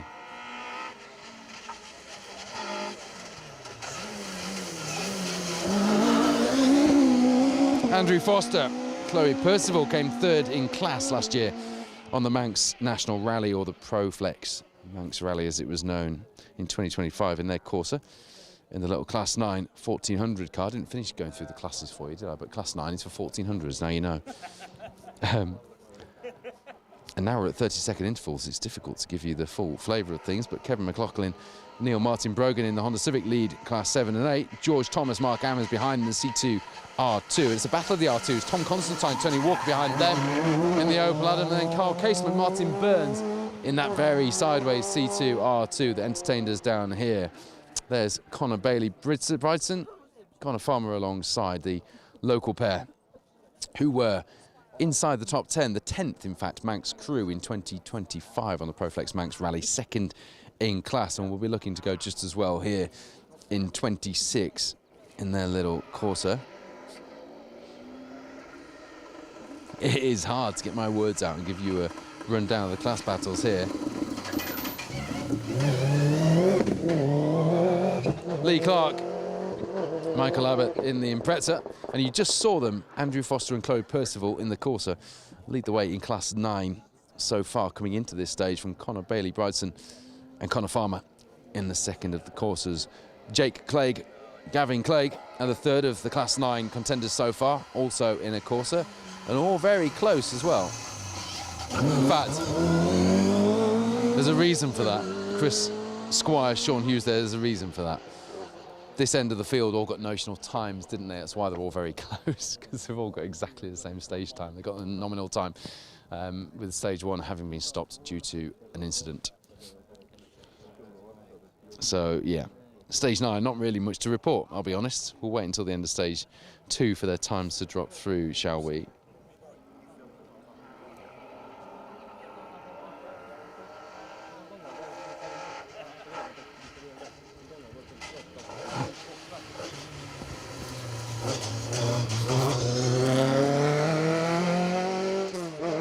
John McCulloch, John Henderson alongside in that Mark II, registered for points.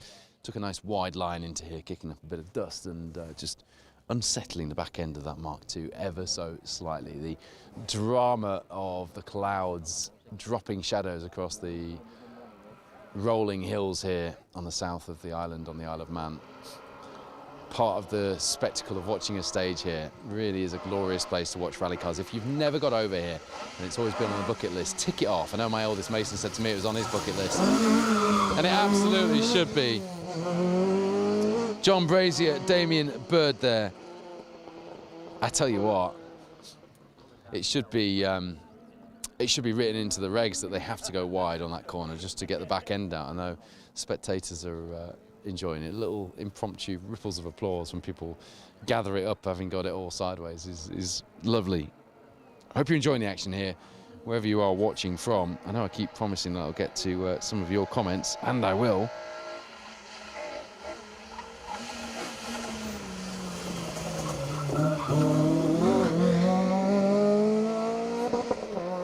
Benjamin Lyon, Jack Corlett in the Clio RS have been caught by the pair that I mentioned earlier. Jake and Gavin Clegg of the local crew came 7th in class on last year's Manx rally. And are we going to get a sunbeam interview here? We're not. There we go. I did tell you. Anthony Elks, Alex Lewis in the Corsa Super 1600. Anthony perhaps not listening to the co-driver as much as he thought he was, following the brake lines on the road. Harry Fox, Kaylee Cannell, the local crew in the ST150. Got a really nice shot taken of me interviewing Anthony Elks in the Corsa at the end of one of the stages on last year's rally under the spotlights at the stage end.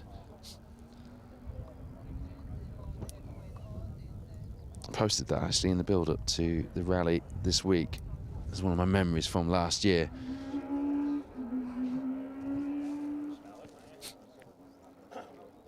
Amazing entry this. You think we're nearly done and we're not.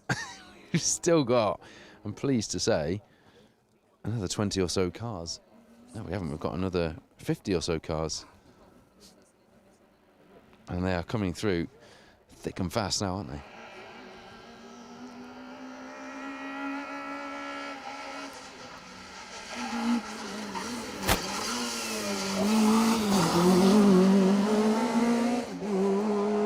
Gotta love a Peugeot 106 Cup car. Peter Harrison, Nigel Morris. Come here leading Class 8 in the championship. And they came 6th in class on last year's rally as well. Behind them, the little 3 Series compact of Kevin and Richard Niverton. Should be a very sideways Andy Brinkley and Helena Mayle coming through next in the BMW M3. I'm not sure that sounds like a BMW M3 if I'm honest, so hold that thought, won't you? Join you guys that are joining us on YouTube, see how things are going. Andrew Side, enjoying joining us for the coverage, good to have you along. Susan Smiles as well, I do like YouTube names. Chris Boyd, Gary Lees, Sarah Cool showing us a non-starter. Yeah, noticed that after I'd said it. Gutted about that. It's been good to see how they've gone against some of the UK's fastest asphalt crews. You see Andy Rinkley, Helena Mayle, chased down by Russell Addiman and Kev Wilson here.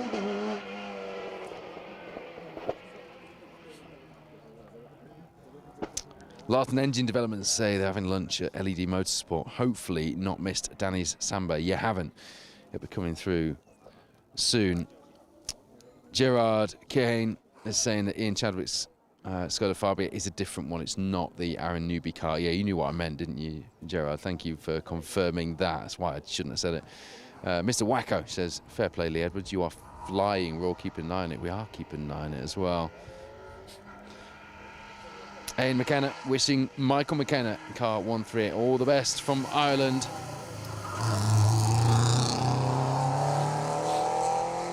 And car 121 is Kevin Jeffrey And Melanie Capel in the Impreza. Melanie did safety car duties, course car duties, sorry, in the Saab last year.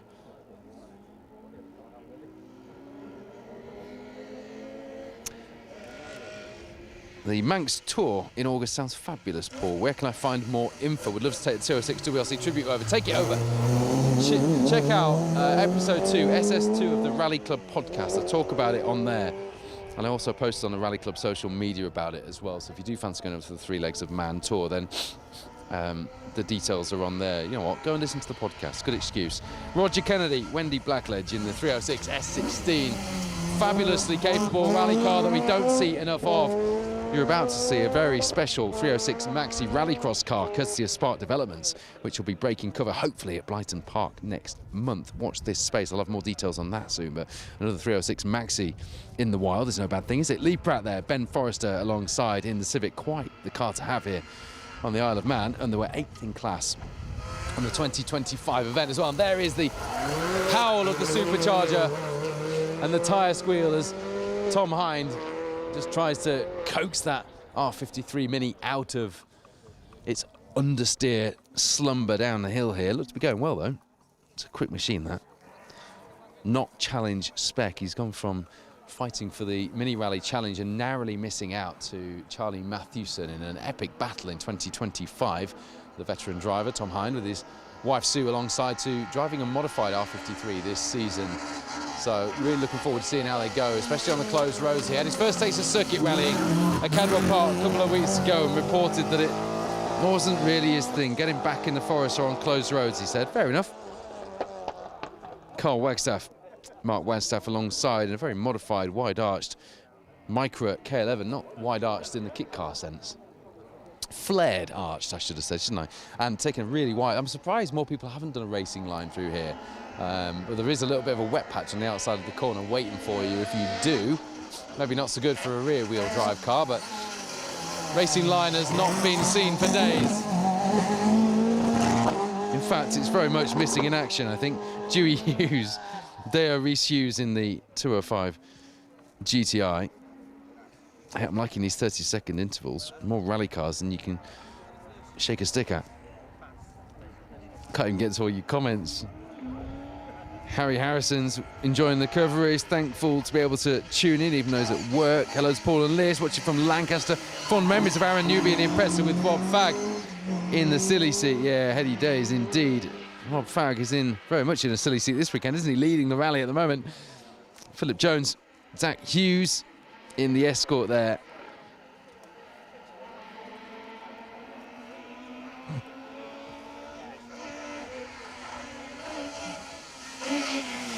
Hello to David Shakespeare joining us on YouTube as well. And that is a very loud Philip Jones. No, it's not. It's Gary Ollerenshaw, isn't it? Sean Rowlands alongside. They took a top 10 in class in that Civic in 2025. Ones to watch if you're keeping an eye on the local overall leaderboards here this weekend. You don't need reminding that we are following the Protyre Motorsport UK Asphalt Rally Championship battles this weekend. A number of those still to go here. Arwell Parry and Catherine Price and the Impreza will be through soon. They'll be fighting for Class 2 honours. He had Leston Williams in last year. There's a DNF for the Subaru pair. They'll be looking for better luck this year, especially as they are registered for championship points. As you see Alex Horton and Rob Howard through. And there, Arwell Parry, Catherine Price. I'm not sure if that was a little wave of the hand. Did they know you guys were watching from this corner? There you go, yeah.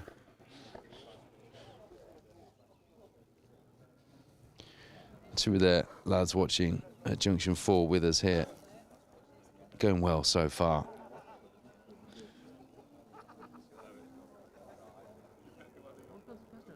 Wonder if any of those. Tomek Kalinowski has said how many cars are participating. 170 cars. That's all the big numbers this weekend. Pick your superlative. 170 cars, 130 stage miles. Over 60 years of close road rallying on the Isle of Man. 22 special stages this weekend. Over £2 million expected to be brought in for the local economy purely off the back of the rally. That is quite some injection of horsepower and finances into the economy here on the Isle of Man this weekend. An economy that has taken a bashing in the last few years, particularly but not exclusively due to COVID. So great to see the place flourishing and the investment coming back in. Charles Morris, David Oliver in the BMW Compact, chased down by Mark Young and Joe Young in the Peugeot 205 GTI. They were 9th in Class 6 in 2025. A pair that go well here. That BMW was kicking up a bit of dust under braking there, wasn't it? And seems to be a battle of the orange BMW compacts as Rhys Williams and Matthew Williams add their rear tyres to the collection of braking lines on the floor here into this 3 right downhill. The sun out, temperature rising here on the Manx. And you're joining us for stage 2 of the second round of the Protyre Motorsport UK Asphalt Rally Championship. The spectators out in force. We've even got a Talbot flag flying above the special stage canopy there. Gary Dillon, Dave Riley in the more modern Civic. Just on the brakes, which is no bad thing. Do like that Talbot flag flying there. Wonder if they're supporting Kev Bulver and Julia Perry this weekend. Michael McKennick and Phil Sandham, veteran co-driver, a lot of experience inside that car, and a lovely Mark III Astra. I've talked about Mark III Astras a lot on the show over the years, haven't I? But that comes from an era. It's almost the right livery as well. Like that a lot.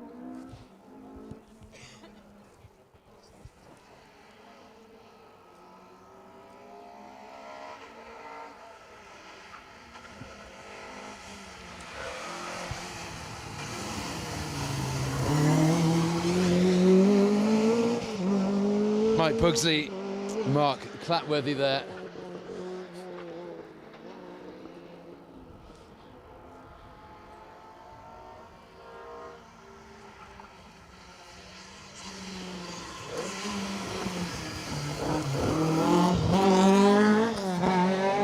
And there's Rhys Morgan with Perida Davies alongside in the historic Mark II Escort. To remind you, the Protyre Motorsport UK Asphalt Rally Championship is sharing the billing this weekend with a number of other championships, including the Manx Autosport Championship, the Fuchs Lubricants British Historic Rally Championship, and that was a very narrow escape indeed for Joe Merrills and Mark Brew. 10th in class last year, and that was very nearly a very damaged Honda Civic just getting out of shape. As I said earlier, when Carl Casement came through in the C2 R2, if you get it out of shape there and you end up the other side of the road trying to gather it up, there are some huge rocks waiting to do anything but let you gather it up. So I think they must have been inches, if not less, away from those rocks there, and very well collected. The fans here enjoyed that. And here's a man that everybody enjoys watching in action here on the Manx. He loves it, so do we. I loved seeing his recce car parked on the street in Hutchinson Square last night. Danny Cowell, Paul Holmberg alongside this weekend in place of Sarah Jane Cool in the Samba Rally, the Myerscough College team running that fan favourite Talbot Samba with the Talbot flag flying above the spectators here. Quite heady scenes on the Isle of Man.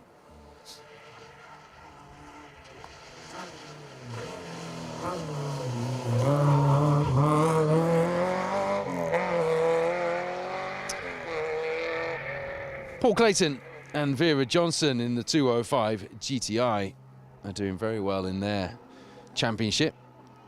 Second place in Cat 4, aren't they, in the British Historics? If you're following the Historics this weekend, they've got their own social media updates. Matt Cotton on the stage end as well, As you see, End of Makepeace, Rob Wheeler alongside in the escort. They come here third place in the Class 7 standings in the Protyre Motorsport UK Asphalt Rally Championship. And another Civic.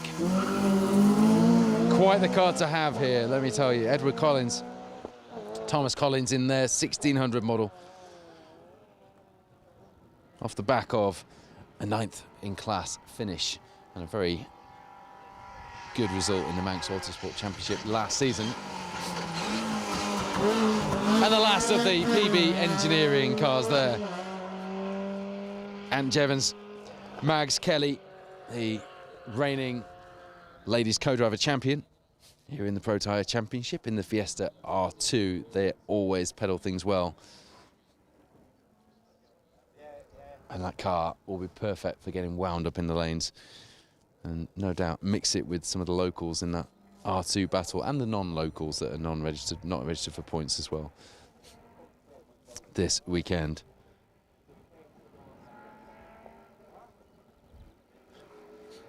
Nigel Rusco sat by a lake in mid-Wales fishing and watching the rally on his mobile, enjoying the coverage. Good to have you with us, Nigel. Thanks for joining in.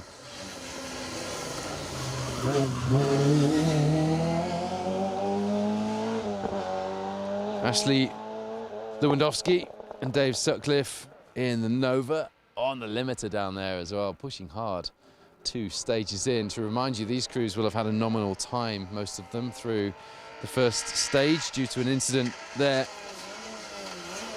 So they'll be pushing hard now to get a time on the board that counts. Jack Edwards, Adam Burkill alongside, a 4th in class finish on the last Manx rally in 2025 and requiring some points on the board towards their Protyre Motorsport UK Asphalt Rally Championship campaign in Class 9, beckons with a good result this weekend.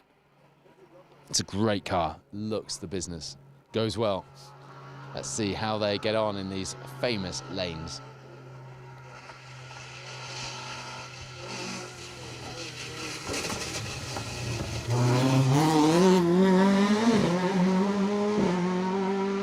John Williams, Thomas Shakespeare in the 2.5 litre Escort, lighting up the road here.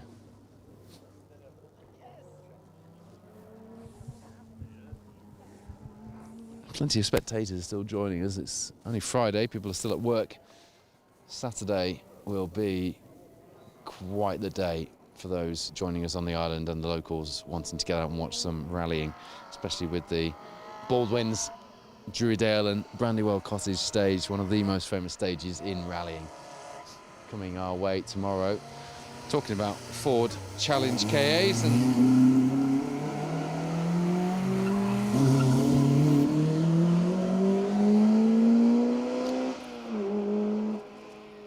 there you have one. Rob Iverson, Chris Chapman being chased down by Andy and Kim Gray in the 205 GTI. Got Avengers, we've got Seat Ibithas, we've got classic minis, even a Wolseley Hornet incoming on the entry list for you, as well as that Sunbeam of Kev Bulver and Julia Perry that I told you about. And various other modern and historic rally cars still to go.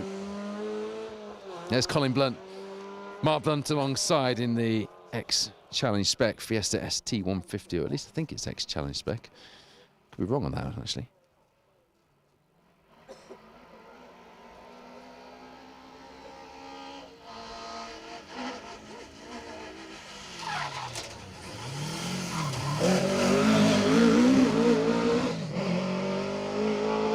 And Craig Bryce, Jacob Roberts alongside in the C2 kit cars. Bit of smoke on the overrun coming out of that. It's burning some oil, that is for sure. But certainly pushing on.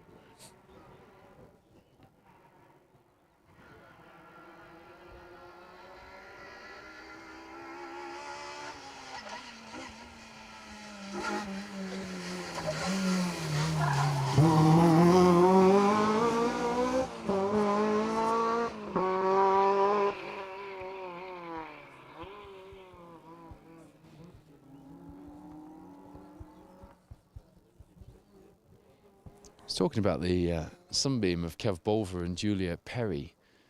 Car's debut here, which they were both very much looking forward to. At car 102, I would have expected the cars to have been through by now. I know they had some issues with the coils on the Honda S2000 engine and were appealing. I know I shared the post where they were appealing for anyone on the island who had any parts. I just messaged Julia to see if they're still running, actually, because I've been gleefully awaiting this Sunbeam, and I don't think we're going to get it through, if I'm honest. A car we've seen many times on a Manx rally over the years. Greg Pye, Kane Cotty, they were 6th in Class 6 on last year's event in that Seat Ibiza. Always go well here, and just look at that. Cliff Evans, Andy Darlington in the first of our 2 Avengers.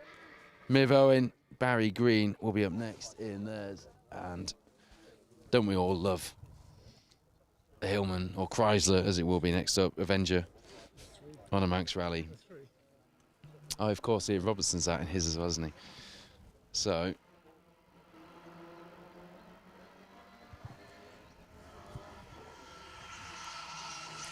do love a Sunbeam.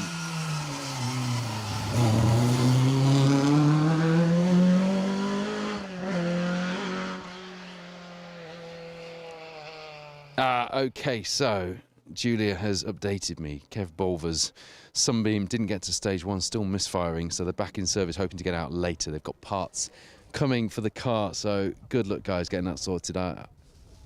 I can imagine how frustrated Kev is, but look, you've made it here. You're about to debut your Sunbeam on one of the world's biggest rallies, so enjoy it when it comes, and we'll enjoy seeing you out. Not the best of starts, but you know what? It's a long weekend, and there's plenty of time to make amends. And add to the variety, of course.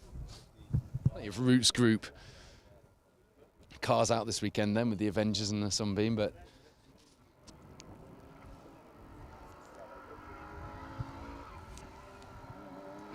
not much Roots Group left in the engine bay of Kev's Sunbeam, let me tell you. Ripple of applause for the local crew there.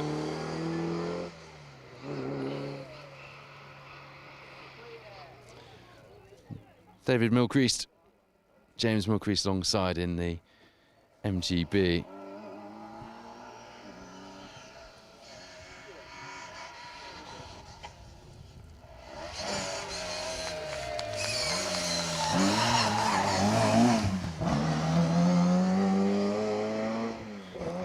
And another round of applause there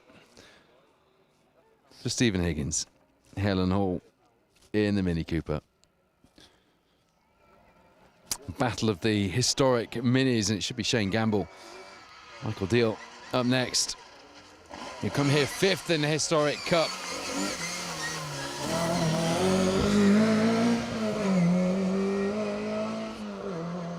Different minis to the one that we're used to seeing Shane in. Came first in class in that Mini Cooper S on last year. Is that the same car? I don't think it's the same car, unless it's had a bit of a refresh since I last saw it.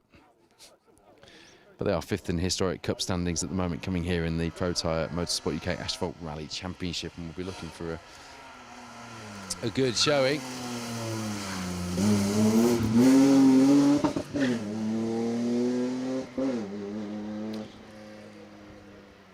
Grant Skirk, Jack Milcreast in the 325 BMW in BMW Motorsport colours. Sounds and, would you believe it, smells excellent.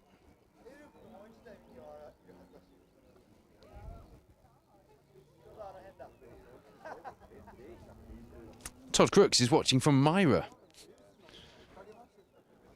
What are you doing there? He's eagerly awaiting the fullback stage this weekend with the other half of the Spark Developments team, of course, yes.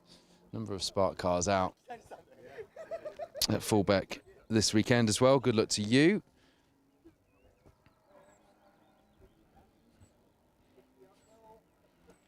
Martin Jones is showing as retired, you know. At least we got to see him through, because it's always a joy, as I mentioned earlier. Adrian Spencer watching from Edge Speed HQ, trying to get the Subaru ready for the Jim Clark. Bet you wish you were here though, Adrian, don't you? We wish you were as well. Hey, do you know what? The crowd here love a Mini. And Sam Scarlett, Louise Thomas in theirs are certainly pleasing the crowd. We've got our Japanese Minis coming up as well. Saw Jeffrey Sim and Daniel Callahan as well in the Swift Sport.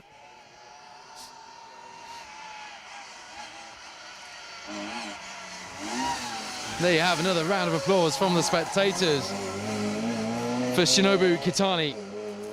Hiroku Kitani alongside in the historic Spec Cooper S. These two come over every year to support the event. They have been doing for many years now. Osamu Sumida, Kohai Kusaka as well. We'll see from shortly. But there's Ian Clare in the Wolseley Hornet. Richard May alongside. Lucy Wilding was alongside that car last year. It was DNF for the Hornet early on. Oh, sorry, no, it was Catherine Price who was alongside. It was Lucy Wilding the year before. Thinking about it. And that little Wolseley Hornet, but getting a real rapturous round of applause from the spectators here who clearly love a historic Mini. Rob Richards, Teresa Butler have had a nice week away. They came here very early on the boat to get ready for their wreck-in, the little 106. Still a few cars left on the tracker, and I'll give you a quick roundup as well of the overall results as they stand currently. Some of the class results not pulling through actually.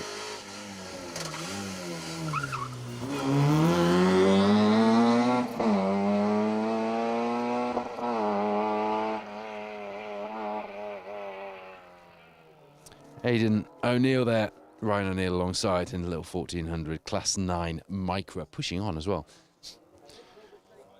Again, it smells hot. You can smell a combination of oil and brakes on that little K11 Micra. Fantastic little car to be pushing in these lanes. You really can wind those cars up, get them dancing around and screaming, but there's a long 130 stage miles to keep them screaming for, so you've got to bear that in mind. Most of these rally cars are not used to doing that length of stage mileage, so that in itself is some plight.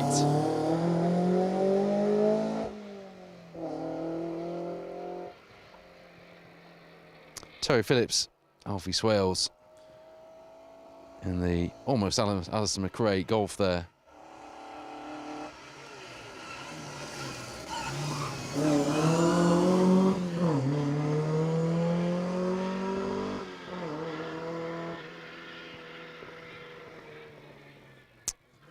And there's Ian Robertson. Andrew Scott in the third of our Avengers. Didn't see much from them last year. They retired quite early on, I think, I seem to remember, in the Avenger. But 3 Avengers. Difficult car to get parts for, so fair play. The more variety, the better. And there we go, another round of applause from the spectators here for Osamu Sumida and Kohai Kusaka.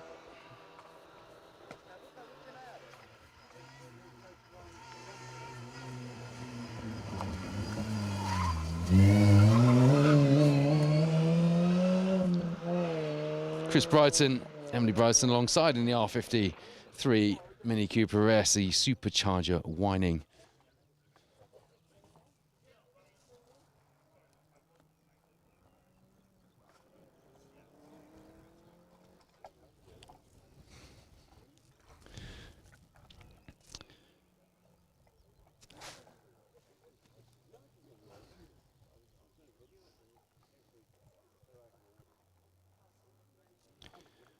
And that's all we've got time for from our first live stage of the day. So time to regroup. You can follow the Live results, of course, at rallies.info. Ryan Loughran and Rob Fagg have certainly made their mark so far on the Manx National Rally. Niall McConaughey, Keelan McKenna, the closest behind, 17.4 seconds. And they lead the Protyre Championship Cruise. As you see, I'm pleased we stuck around for the little Saab. It was safety car, coast car last year. And I think it's the last car on the road that runs as a competing car still this year, actually. So Niall McConaughey, Keelan McKenna, second overall, leading the Protyre Cruise. David Wright, Jane Nichol, the second of our Protyre Cruise, from third overall. 14.9 back after 4 stages. Hugh Hunter, Andy Marchbank were having a good day. In fourth overall, 7.6 back. It's Jason Pritchard, Phil Clark, who will be pleased with their return to the championship. Fifth overall after the first leg. Ian Forgan and Chris Lees continue their good run of form, 3.3 back. Then Lee Edwards, Sam Spencer continue their impressive streak in the Escort G3. V6 soundtrack singing out in seventh overall. Eighth is Gordon Montana Morrison, Ian Parker chasing that G3 Escort down hard. And in ninth is the non-registered but very entertaining Martin McCormack, Barney Mitchell, leading the historic cruise in the E30 BMW M3, 0.9 of a second behind on the overall leaderboard. Behind them, Brian O'Neill, Richard clearly surprising themselves and perhaps a few others with their pace to be in a top 10 position, 0.7 of a second back after the first leg of stages. We'll be back this evening for the 2 runs of Port Erin. I can't wait. 7:45 is the time. Be there as the Manx Rally, the Manx National Rally with its proper name, is back for round 2 of the Protyre Motorsport UK Asphalt Rally Championship.